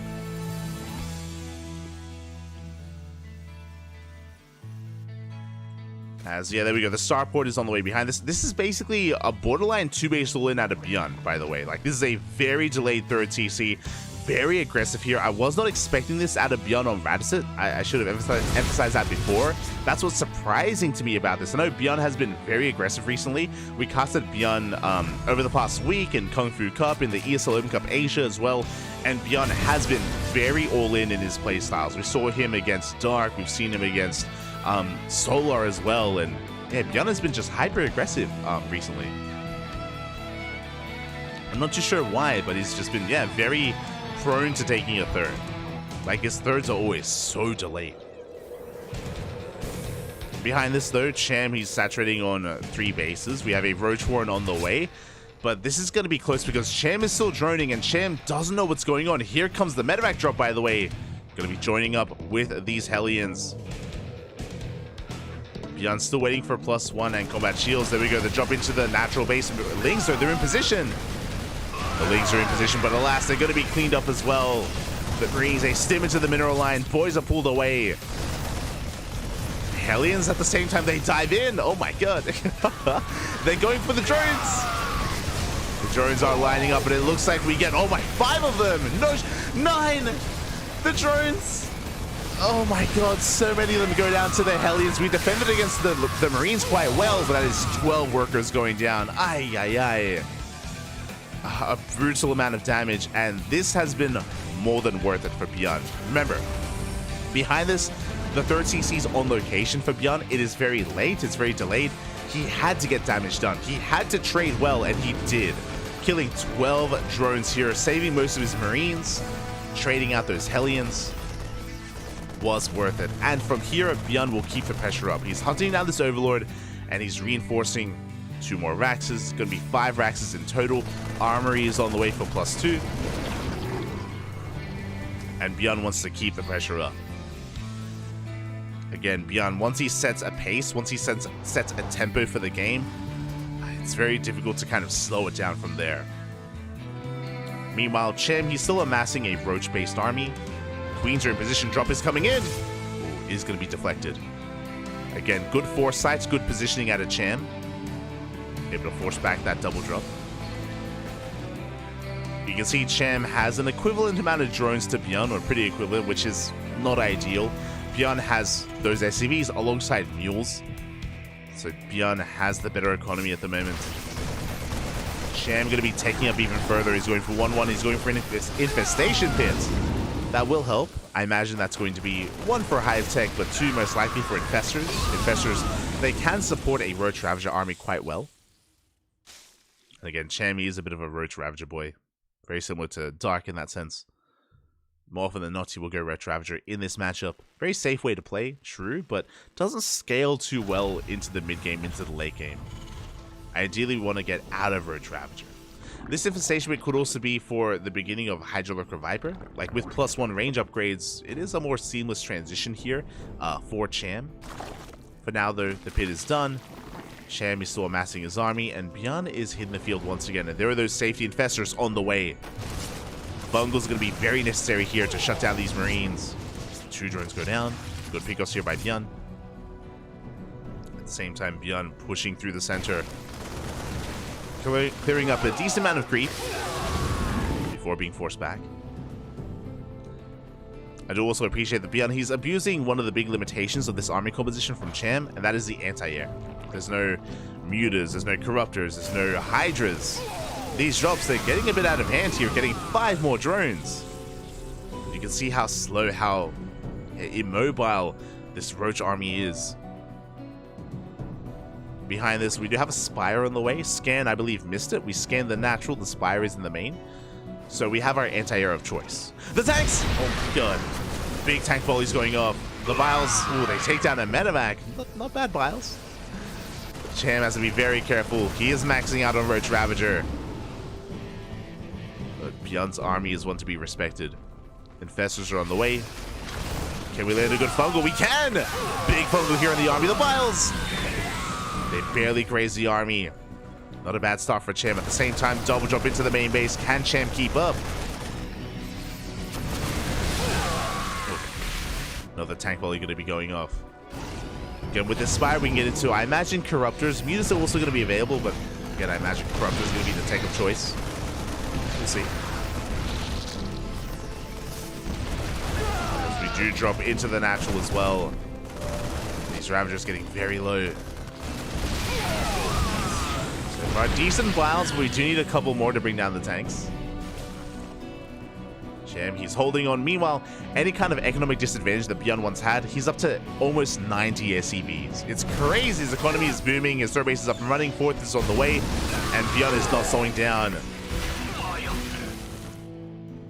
His economy is out of this world. And now he can focus on his army, focus on rallying across the map. There are those Corruptors on the way. We mentioned it before. But Corruptors, they're a little bit more in sync with Roach Ravager. Working straight away, getting into those, or into that Greater Spire. Looking towards Broodlords.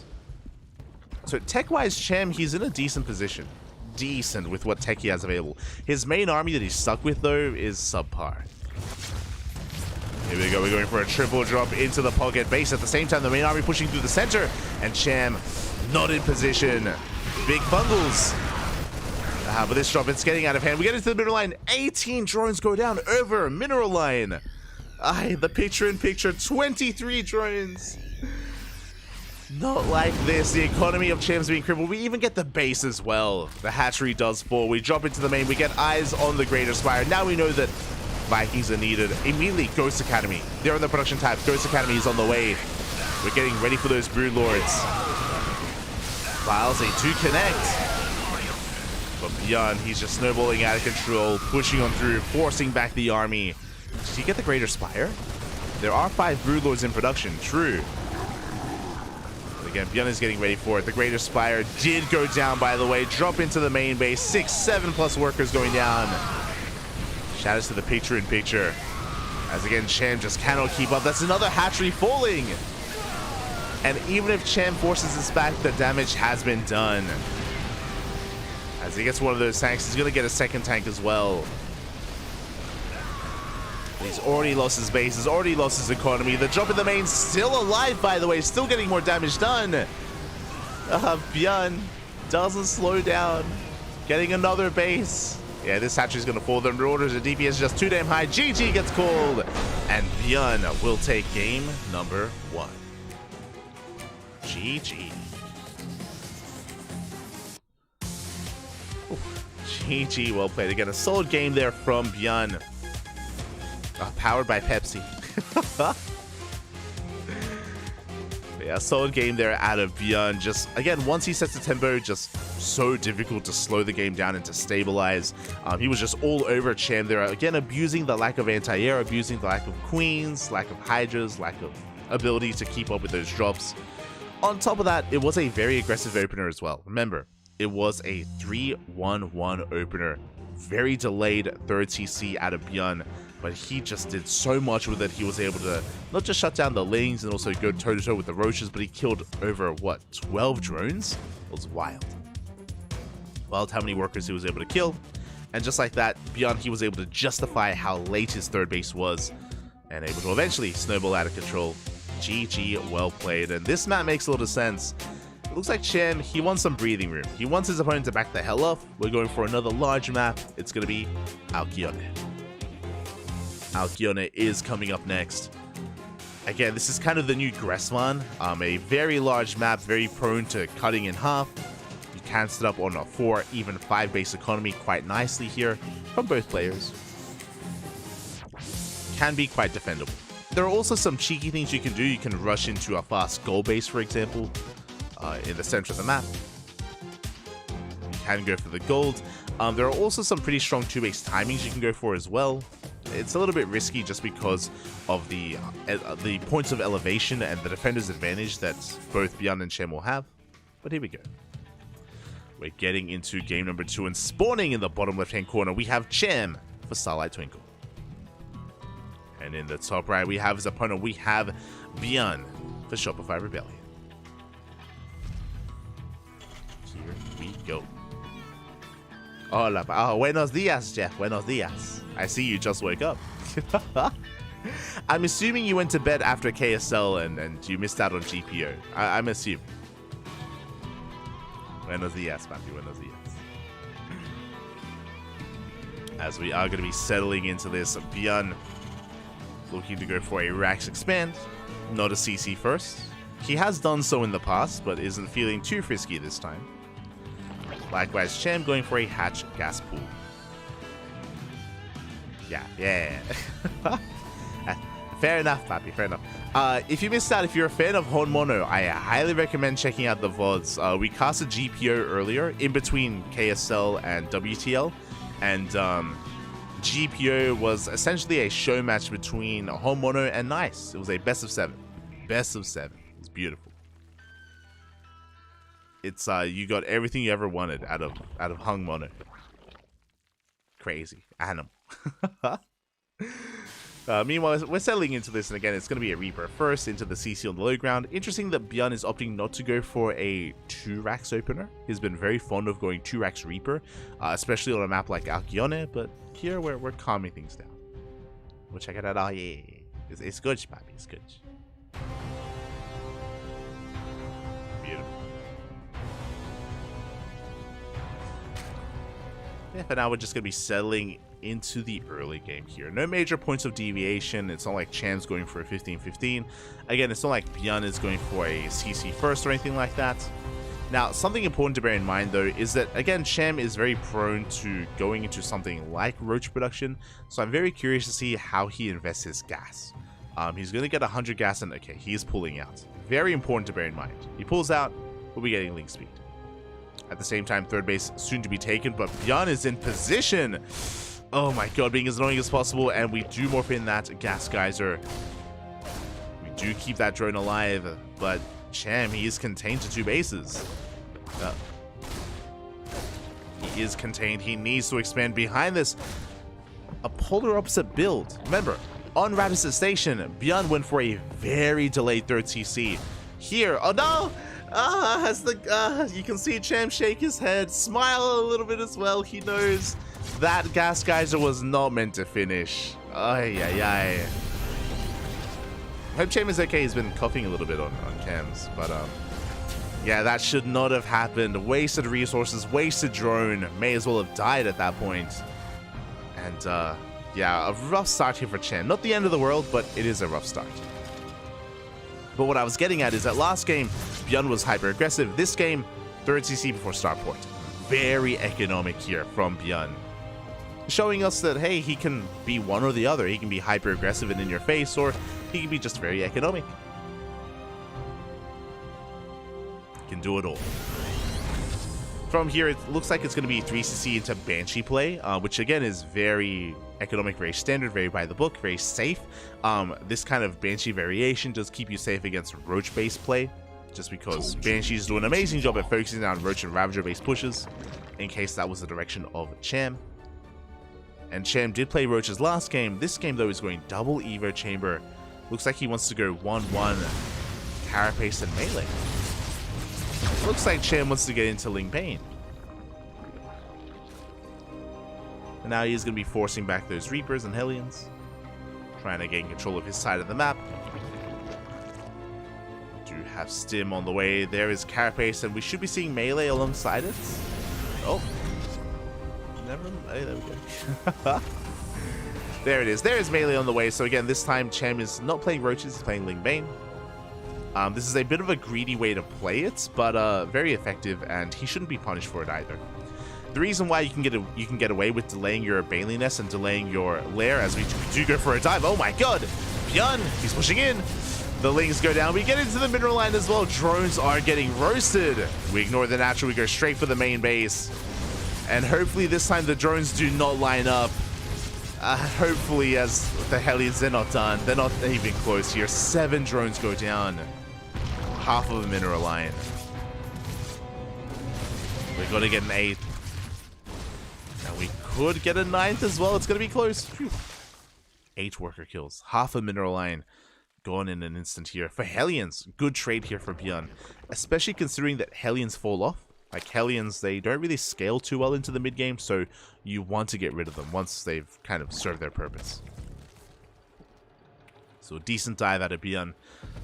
But what I was getting at is that because Byun went for a very economic opener, because he prioritized his 3rd CC, that means that the Zerg player can get away with delaying the Baneliness and delaying the Lair and going into 1-1. That's why the upgrades for Cham are going to be that much faster. So Cham, he will be ahead in upgrades. Should be working on a Lair though. I think because of all the drone damage, the Lair is delayed. But we need the Lair to get into 2-2 and to get into Baneling speed.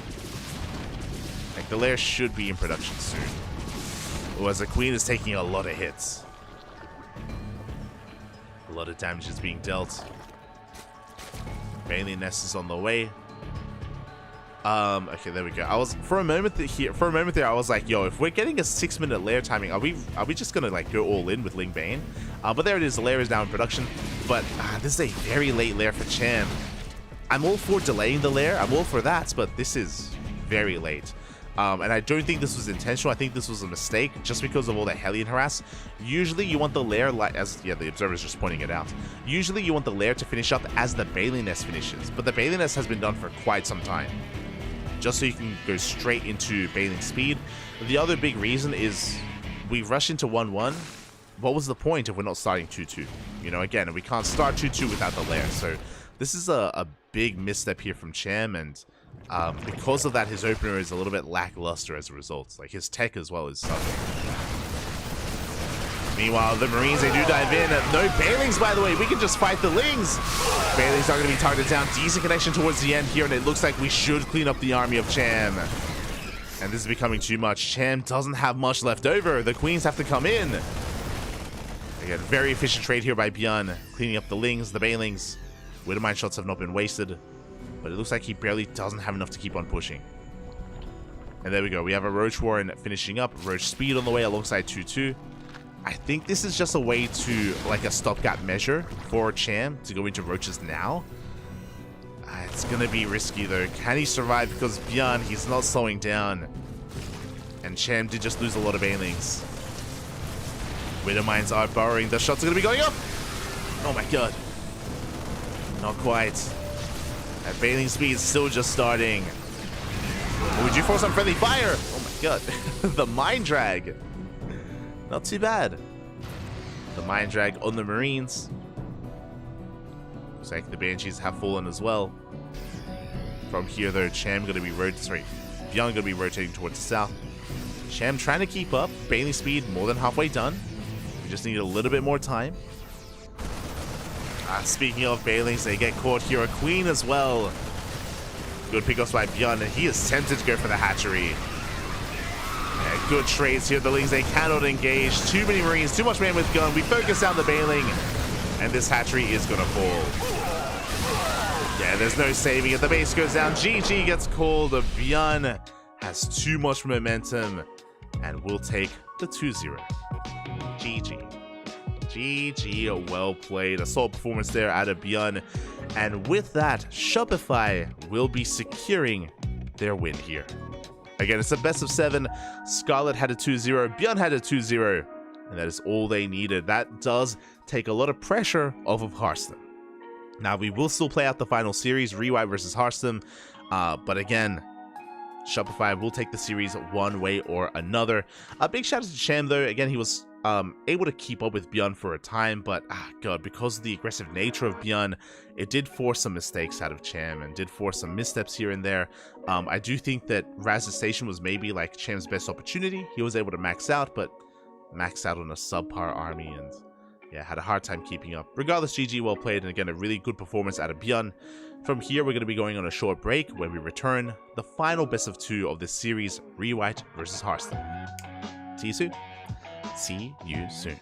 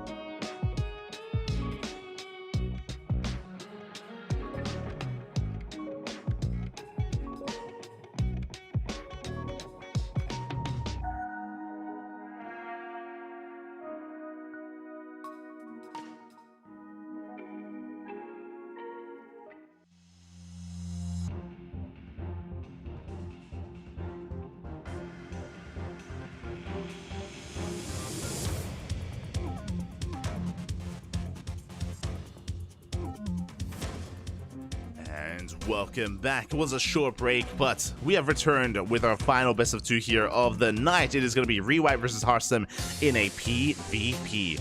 And this is going to be a spicy one here. Hearthstone's going to be coming in as the favorite player. Yes, that is true, as he does leave us for a moment. But Rewhite has been having some really surprising results recently. I mentioned before, but we were lucky enough to cover Rewhite's maybe almost 2 months ago at this point in Kung Fu Cup, where he was able to take down Showtime in a best of 3, which was very impressive. And ever since then, we've been paying a little bit more closer attention, and Rewhite has been getting some really good results, specifically in PvP. PvP seems to be his wheelhouse. It seems to be his kind of best matchup here to snipe a good player, to snipe an even greater player. So if an upset were to occur, I wouldn't be too surprised. I'm hoping for a 1-1, but we'll see, because, you know, as amazing as Rewhite has been recently, the reality is that it is the year of Hearthstone.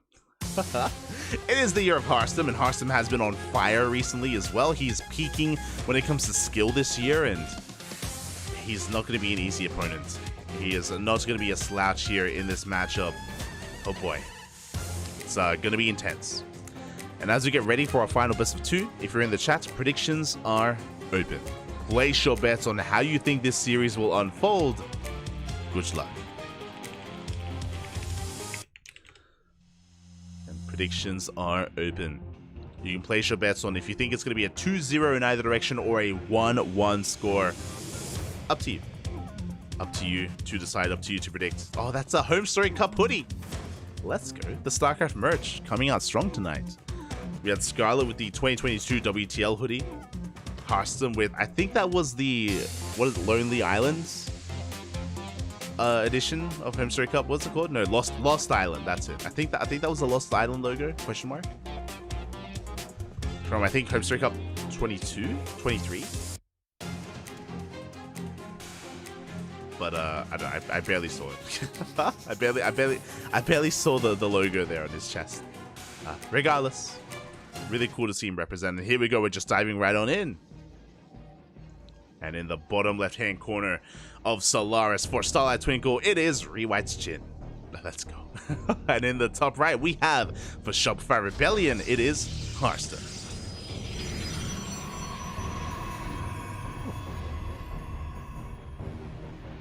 Good. I always love it when the players perfectly frame the camera to very clearly show off their face. Kappa. Shaking my head, Bobby. Shaking my head. Aye, aye, aye. Solid framing. Solid framing. As we are getting into this. Not the worst we've seen. Yo, we've seen, like, Wayne's, you know, bottom jaw before. Like, we've had some interesting cropping and some interesting camera positions. I think it was yesterday, right? Yesterday we casted Estrella, and Estrella, he had a very similar setup here to Rewhite, but you could see his face, but it was like, you know, that top-down POV sort of thing where we were just looking up at Estrella, looking up at his majesty.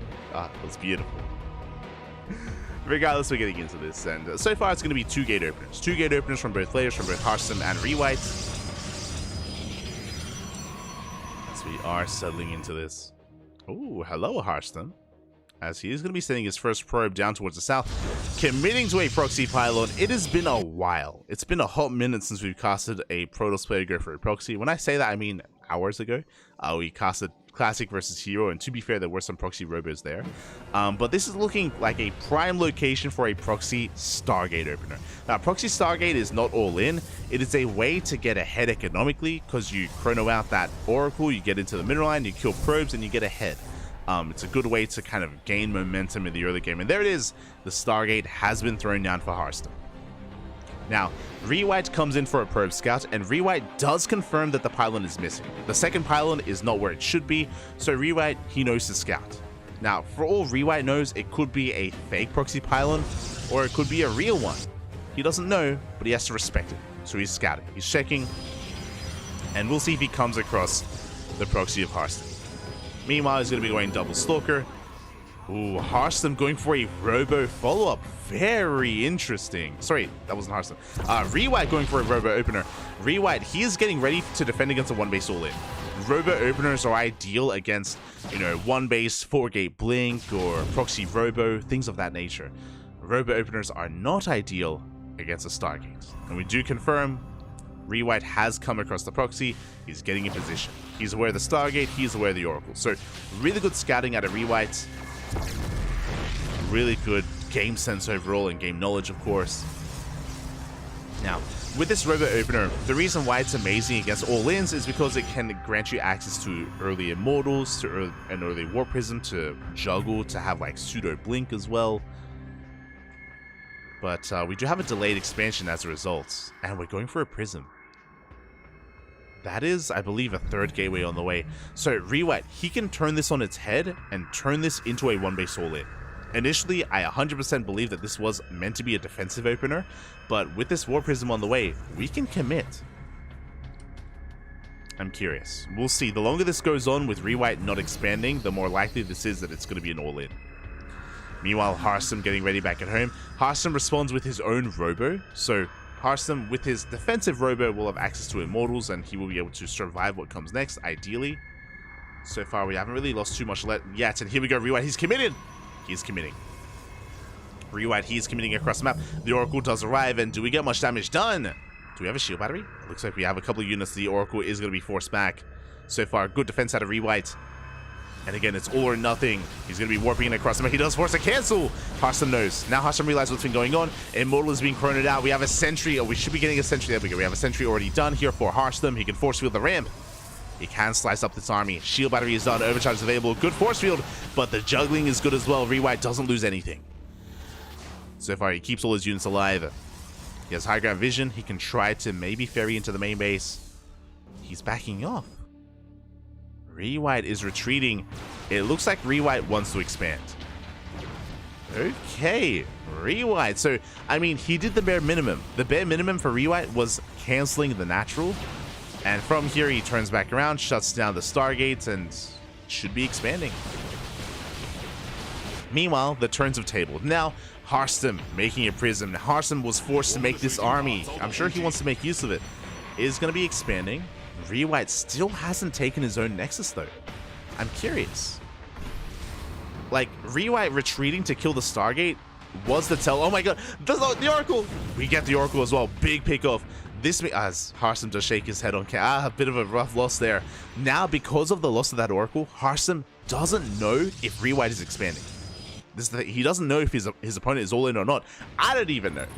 But Rewhite, he does throw down the Nexus. So it looks like he is transitioning out of this, but Harstem is in the dark about that, and Rewhite is applying a lot of pressure. He's moving out. I'm loving these adepts. He's going to be threatening a shade into that main. Ooh, and we do get in. Harstem not quite in position to deny that. Meanwhile, we dive on top of that Immortal. Can we focus it down? We do not. Good juggling out of Harstem. But alas, Rewhite, he commits.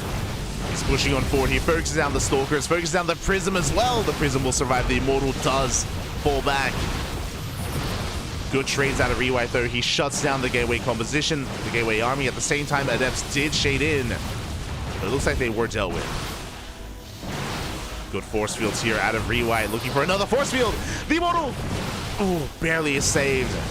Clutch juggling there by Harstem, keeping his Immortals alive. But will he lose that Nexus? The Nexus taking a lot of hits. And it looks like Rewhite, he will get a kill on this base. Harstem, he wants to try to engage. Once again, do we dive on top of the Immortal? We do. Good save. Good save out of Harstem. We get another force field, and that's going to be a kill on the Nexus. Harstem, he loses 7 probes as well. And as a result, Rewhite takes an economic lead. Rewhite has a base, Harstem doesn't. So again, really good control here out of Rewhite. Able to just force back the army, force field the ramp. And now Harstem is committed. Now Harstem has to be the aggressor, and Rewhite has to back the hell up. Rewhite, he has to race back home, set up his shield batteries, get ready with the overcharge, and make sure he survives. Rewhite, he knows he's ahead. And can he maintain that lead? Rewhite, he's got 37 workers, he's got 9 workers above that of Harstem. You can see the economy graph deep in the blue, deep in favor of Rewhite. The pressure is on Harstem. From here, Harstem has options. He can go for a 2-base all-in. He can go for a fast third. A faster third would mean that he can, of course, make 3 probes at a time and catch back up. Oh, we do get into the main! We dip into the main base. Harstem out of position. Probes are going down. Oh my god, Harstem already had a crippled economy, and now it's even more crippled here. Again, there's a reason why I brought up before that we have seen Rewhite beat Showtime, and relatively recently, and again, this seems to be his best matchup. Rewhite, if he's ever going to take down a big name, it's going to be in a PvP. So far, he's looking good, but we'll see if he can bring it home. I love this from Harstem. So I was in the middle of talking about how do we come back in this game. We can go for an all-in, we can go for a fast third. Harstem, his answer to tech up. Fast Bay. Fast Robotics Bay, which means fast disruptors. And you can be down 20, 30, 40 supply. 1 or 2 good Novas with disruptors, and hey, you can win a fight. You can swing things in your favor. We just need time to get into disruptors. But that is a good way to come back in PvP. It's either like disruptors or Dark Templar. Hallucination comes in, and I think Rewhite gets eyes on the Bay. Meanwhile, Rewhite, he rotates over towards the right-hand side. He's getting on top of the ramp. He's pushing towards that natural. Harstem, no shield battery. Uh-oh. No shield battery, no overcharge. Harstem doesn't have the best defensive position here. We can go for it. No, he misplaces the shield battery. Harstem, he smiles for a moment there. He knows. Not like this. Rewhite doesn't commit, he backs off. Glaives are on the way. Bold move here from Rewhite. Rewhite, he's taking a third, so Rewhite, he's getting a better, he's capitalizing on his economy, getting into Glaive Adepts. Now, the way this works, we spoke about this before. Glaives do not have a lot of longevity in this game. They don't scale too well, but it's a good way to harass, to cripple your opponent's economy even further as we have Adepts coming back in, and to also tank for your Immortals, or tank the Immortal shots of your opponents. As Adepts, they get into the natural base. Harstem, he's all in at this point. There's no turning back. We gotta commit. It's all or nothing for Harstem. He has the Disruptor. And he does wedge himself in between the bases. We do see Rewhite coming in from behind. Good force fields from both players. We slice up the armies. good target firing out of Harsum. He does focus out one of the Immortals. Harsum, can he pull this off? Can he barely pull this off? There it goes up. Does connect, but it's not going to be enough. One Nova is not enough, and Rewhite gets a full surround. He cleans up the army across the map. 9 probes went down. GG gets called, and Rewhite will take game number 1. Ooh, let's go. The PvP sniper. He's at it again, Poppy. He's doing it again. GG does take game number 1. I appreciate the smile. Taking that first game, and can he take the 2-0 here? Again, Shopify are already going to be winning this series, but Rewhite, he's fighting back for himself, for his team, for his pride, and that was a solid game 1. Solid game 1 out of Rewhite. He was in full control of that game, denying vision, denying scouting from Harsum, shutting down the opener, catching him off guard, out-positioning him with glaives. Rewhite was looking damn good in that last game, but can he keep it up? Can he do that again for a second time? That's the real question here. Can we remain consistent, or can Harsum fight back? Here we go. See in the chat. Still better than MaxPack's camera. I don't, you know, we get the full body shot. We get the body cam for MaxPack's camera. To be fair, you know, we get that bod. Aye. But for now, again, Rewhite looking good, looking powerful. And we have our map of choice. Harsum, he's going to be looking to fight back on Oceanborn. Oceanborn, much shorter rush distance by ground. We have seen many all-ins on this map as well. I'm curious if Harsum is throwing caution to the wind. He's like, you know what? I tried being the defender. I tried, you know, reacting to my opponent. This time, no. I'm going to turn the tables. I'm going to force Rewhite to react to me. And I know that in game 1, Harsum went for a proxy Stargate, but again, it's just a way to get ahead economically. It's not designed to all in. This time, he might be more committed. And in the top left, we have, oh, the chin, the Rewhite for Starlight Twinkle. And in the bottom right, we have, for Shopify Rebellion, it is Harsum. And Harsum, he is the favorite player in this series. He's a more well-known player. Maybe that's a better way to put it. He's more well-known. He has a lot more star power behind him. A lot more people are fans of him. A lot of people aren't really familiar with Rewhite. I mean, if you watch the CranKy Ducklings, we cover Rewhite in WTL, we cover Rewhite in Kung Fu Cup.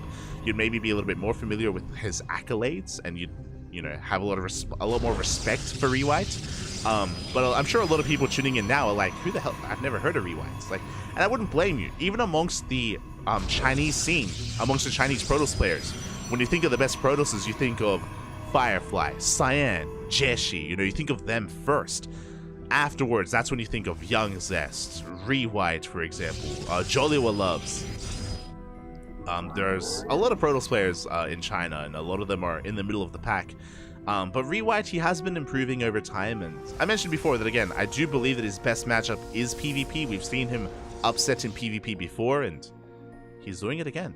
I mean, even if he goes down in game 2, taking a game off of Harsum, I mean, it's respectable, and it's something to be proud of as well. But we'll see if he can go the distance. We'll see if he can go all the way. I'm always here for an underdog story. As for now, 2 gate openers. 2 gate openers all around. Ah, Juanito, ¿qué tal? ¿Cómo estás? Buen música, papi. Ah. Shout out to WTL. They do host their own, or they have their own playlist that they do play throughout the tournament. I believe they use the OST of Honkai Star, for those that are curious, for a lot of the music, for a lot of the songs. For now, 2 gate openers all around. This time, Harsum is not going for a proxy pylon. Game 1, he risked it a little bit by going for a proxy Stargate. To wind it back, that proxy Stargate build from Harsum didn't achieve anything. It didn't kill any workers. It was an investment that did not pay off for Harsum. So it was a rough start for him. From here is looking to expand. Both pylons have been spotted. Both pylons have been thrown down in their main bases. And both players are looking to expand. Okay, so standard openers all around. 2 gate into Nexus. We see Hearthstone opening up very safely, very defensively with this Sentry. Going for a Sentry-based opener. The power of a Sentry opener for both players is to go for hallucinations. Basically, the role here is for them to send hallucinations across the map constantly to see the tech, to see if there's an all-in, the timing of the natural, whether there's a Twilight Council, a Stargate, a Robo, a Bay, a Forge. Information is key. Information is king here in PvP. And we can see that both players are mirroring each other. Rewhite is a little bit more inefficient. I believe Rewhite threw down a shield battery and Hearthstone hasn't. I think that's one of the only big deviations so far. Hallucinations, they confirm the Nexuses for both players. They confirm the Twilight Councils as well.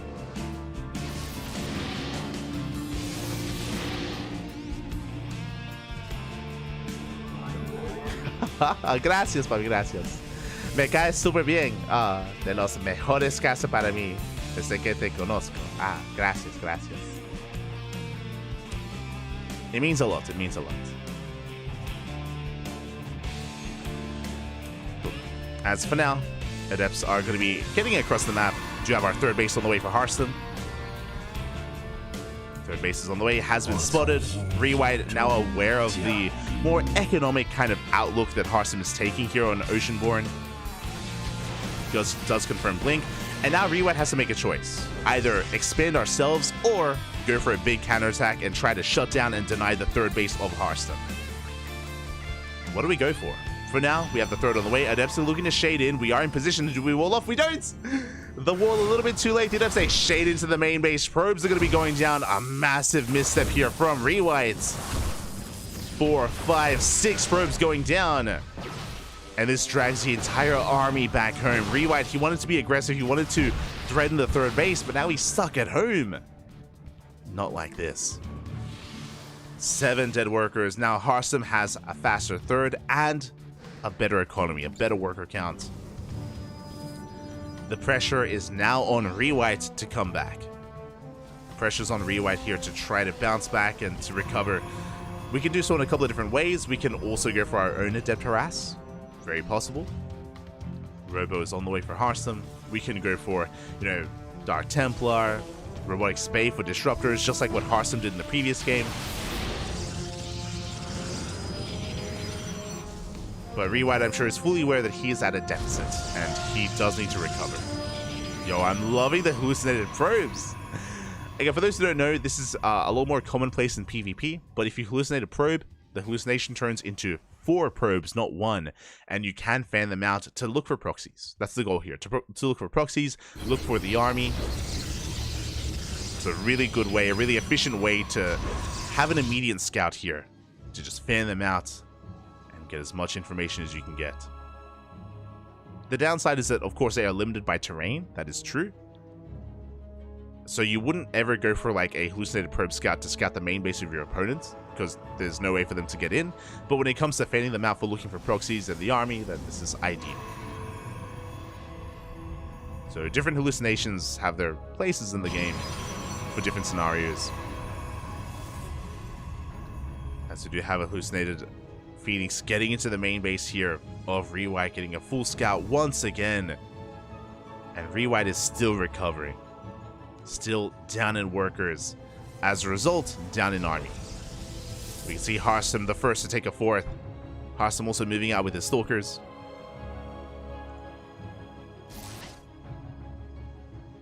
And the Rewhite has to respond.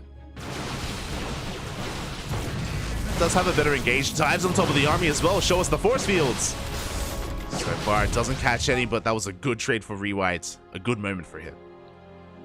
Picks off additional Stalkers, picks off the Observer. Rewhite taking his 4th. That was a nice little win for Rewhite, and he needs more. He needs to be able to achieve that a couple more times here to recover. As he's still 1 step behind in the economy. Likewise, Hearthstone still being very active. Working on +1. Still heavily reliant on a Blink Stalker based composition. Rewhite is confirming that. Again, both players, they need to know if there's going to be like another upgrade on the Twilight Council for charge. They need to know if there are Archons, Disruptors, Immortals. Stalkers are about to engage. Oh, this is a fight that Rewhite cannot take. He has to back off. Harsum has +1. Rewhite just now finishing +1. And if they shaded once again. Oh, they shade into that natural base. Rewhite, he has to respond. Trying to get in position. Links on forward here. He does shut down one of those adepts, but the other will escape. It does take 2 adepts to one-shot a worker. Meanwhile, Rewhite, he's out of position. Harsum getting into the swing of things here. Gaining momentum. Looking to pull apart Rewhite. And so far, good moves. Takes down some of these sentries. Harsum with a little more crisp execution this time. Pushing into a concave, he has to be careful. Does have to be careful not to overextend. There we go, +2 starting off for both players. 4th base on the way. Harsum gonna try and deny it. Try and punish it. We dive on in. Oh, this is a wild dive out of Rewhite. I don't think this is gonna be good enough. Yeah, Harsum, he has the surround. He has the better concave, the stronger army, the larger army, I should say. Overcharge is popped. Harsum has to respect it. But Harsum has been trading better. And you can see the gap in supply is widening. As Harsum is just getting further ahead. Again, that was a much better fight for Harsum. We do see a big warping of Zealots, actually. Okay. Gonna be going for a Zealot drop into one of these fringe bases. Likewise, Zealots are going to be reinforcing the main army of Harsum. You can see that he's up over 10 Stalkers compared to his opponent. That's a lot of Stalkers. The big reason for that is, again, just a better economy. Stalkers dipping in between the bases. Oh, they do run into Rewhite, though. Gotta be careful. Bleeding out 1. Prism comes in, but Harsum gets eyes on this. He does have Stalkers. It does dive on top of that Prism. Behind this, Rewhite catching a couple of Stalkers of Harsum. You can see Harsum repositioning his army. Getting a better concave. Rewhite, he has to back off.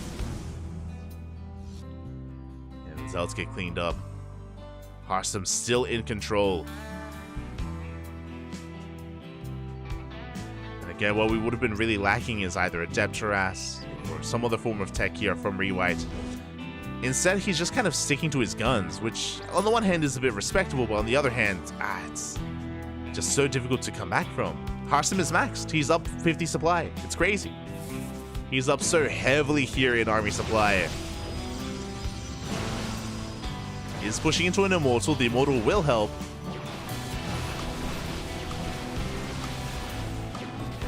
Will help with add some extra DPS here to this army. And shield batteries, cannons on the way.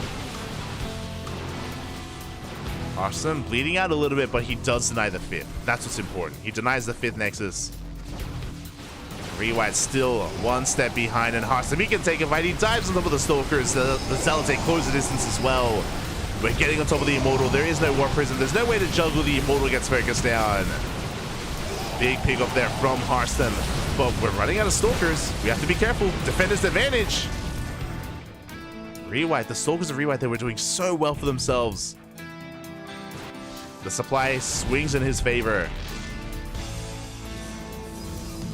Same time, a Zealot warping across the map. Can Rewhite pull this off? Can he come back? Once again, catching some Stalkers. Good pickups here. Oh, bleeds out a couple of Stalkers though. Zealot warping across the map.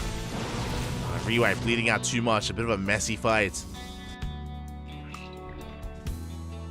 Harsum may be probing up too much. He's almost maxed out on 93 probes. My god.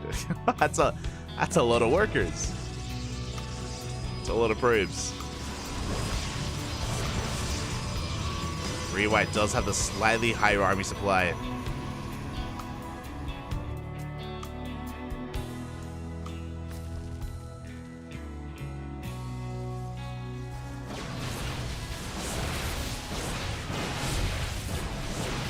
Stalkers are going to be threatening this center base. Cannon's going to be buying a little bit of time here, but again, Rewhite, he does have the supply advantage. Oh, he's going to be forced back. Yeah, really awkward angle of attack. A lot of Stalkers could not fight. At the same time, Harsum going for a run-by. Uh-oh. Going for a big Zealot run-by here at the natural. Rewhite, he's maxing Cannon Warping back at home. Uh oh, he's gonna have to recall. Good hold position here over that cannon. Rewhite, he's gonna be committing, trying to force his way into this 5th base. Overcharge putting in a lot of work. Good target firing out of Hearthstone. Does focus out the Immortal. Meanwhile, across the map, 16 pros have gone down. Those Zealots, they have just wreaking havoc in the natural base. Again, the Zealot run by getting out of control, busting into the main as well, not just the natural. And Rewhite's committed. 100% he's committed. He dives on top of the army. The overcharge has run out.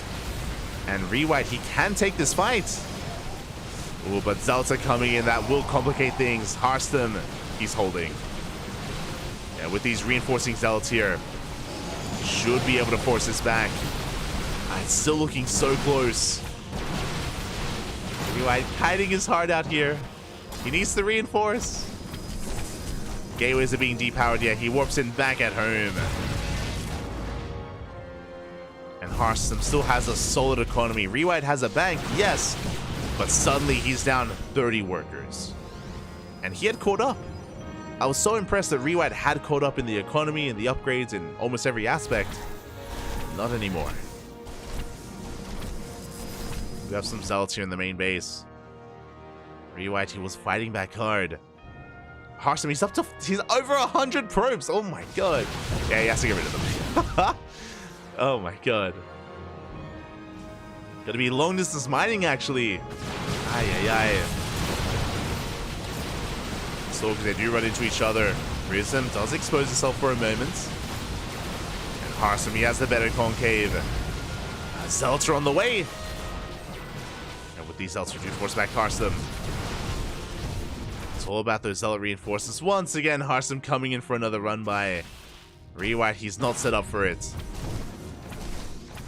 Does have some warp-ins. Hearthstone actually invested in armor upgrades as well. Bear that in mind. Oh, that one pylon. Oh my god, the Zealots are getting out of hand. Gateways are being repowered. Rewhite, he's running out of that bank, by the way. He is running out, and slowly but surely this this natural base is being broken.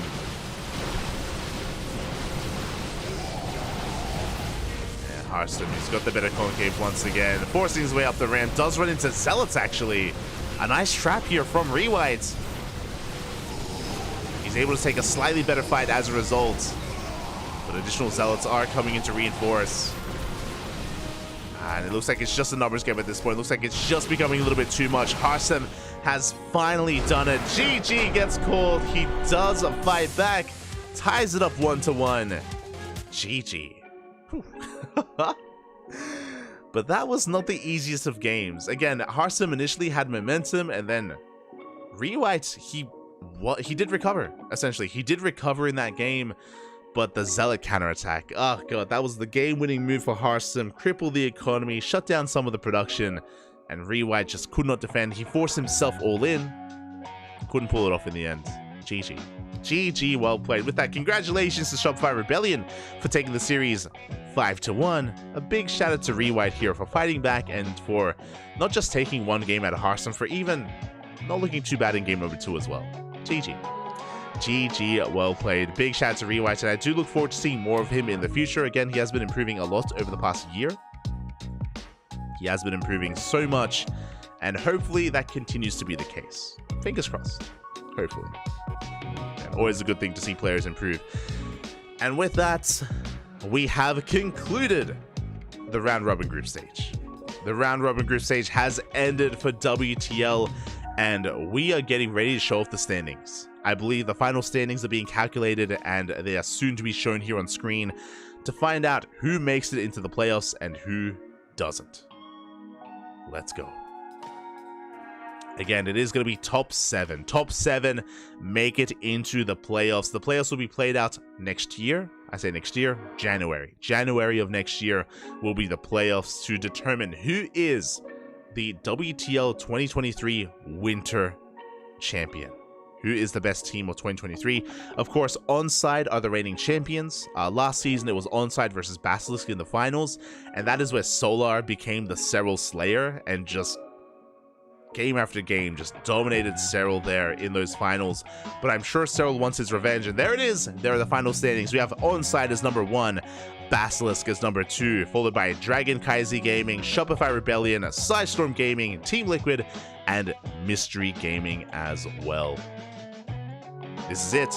The final standings, top 7 make it in.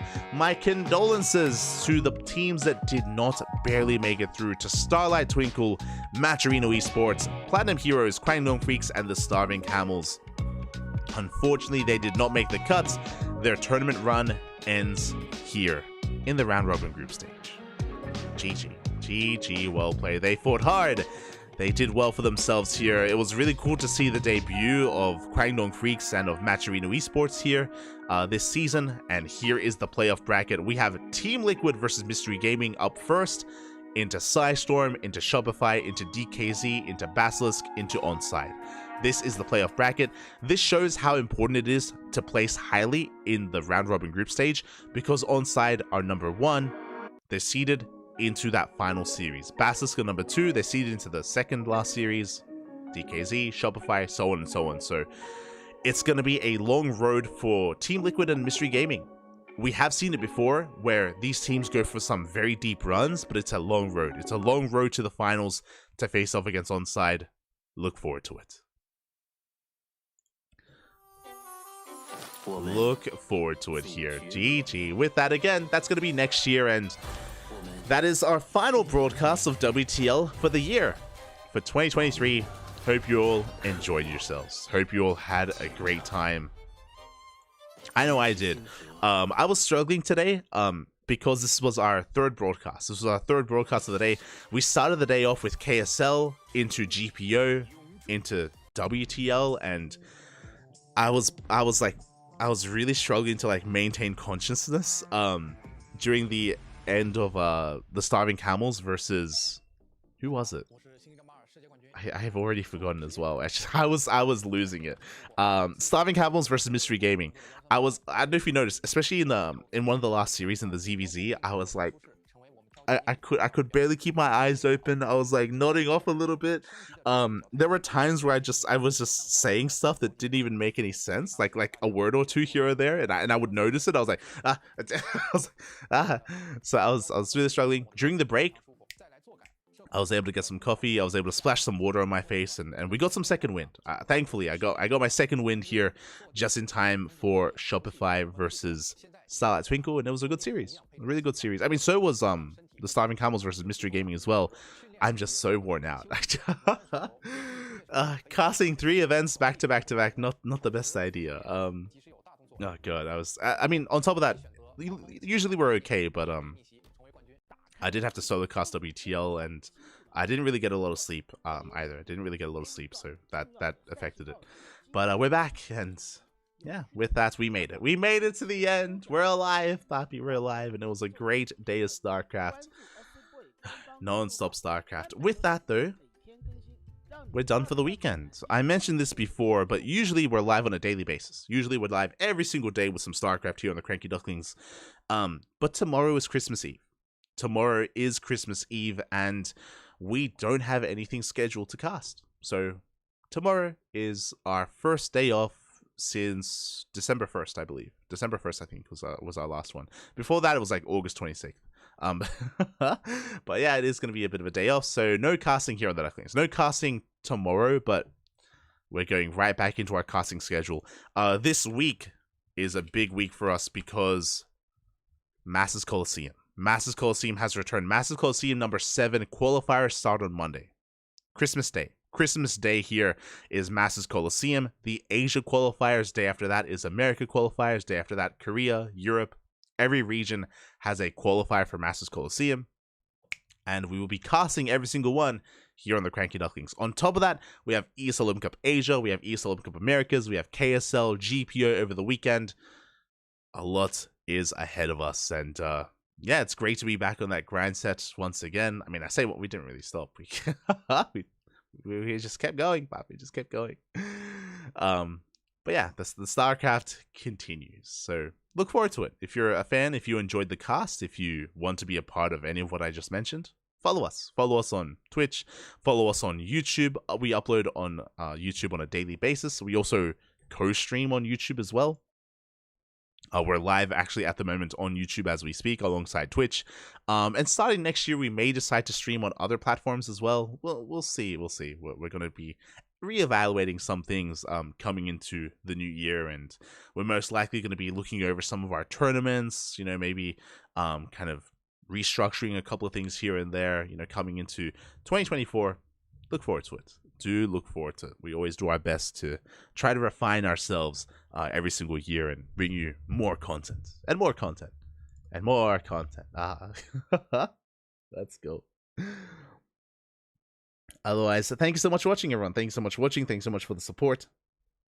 Didn't know about that trick with the hallucination probe scout. 13 years in, I still discover new things about the game. Yeah. It's something you don't see too often. But as I mentioned before, it's mainly done in PvP. PvP is like mainly when you see that probe hallucinated scout, just because proxy pylons are so common, right? Like just because that's like where it's the most valuable. But anyway, with that, thanks so much for watching, everyone. Thanks so much for the support. Enjoy your holidays, whether you celebrate Christmas or not. Enjoy yourselves here at the end of the year, leading into Christmas and leading into the New Year's as well. Enjoy yourselves, and yeah, take care. Take care, everyone. Take care. Thanks so much for watching. Thanks so much for the support. With that, we're going to be done here for the evening. If you're curious about following myself, Light_VIP, you can click on my name on the title, and you can get a link to my Twitch channel. I should be laddering tomorrow. Since we're not casting tomorrow, I'm probably going to be streaming on my personal channel. I rarely get to ladder just because we're always casting. I've said this before, but I usually, if we're casting during, if one day we're casting, I don't really have the time to ladder and stream. I say I don't have the time. I do have a little bit of time to do so, but I don't want to like spend too much energy laddering is so draining. I'm sure you know this. Laddering can be very like physically and mentally draining on your soul as well. Like it's a bit of an ordeal. So I try to avoid laddering if I'm casting. So that's why I haven't been able to for quite some time. But tomorrow, gonna be able to ladder again. So if you're interested, you can follow me there. You can follow me over on Twitch. Otherwise, thanks so much for watching. Thanks so much for the support. We'll see you guys on Monday for ESL Open Cup Asia and the Master Coliseum qualifiers. See you then. Hasta luego. Bye. Happy holidays, everyone. Happy holidays. Hasta luego.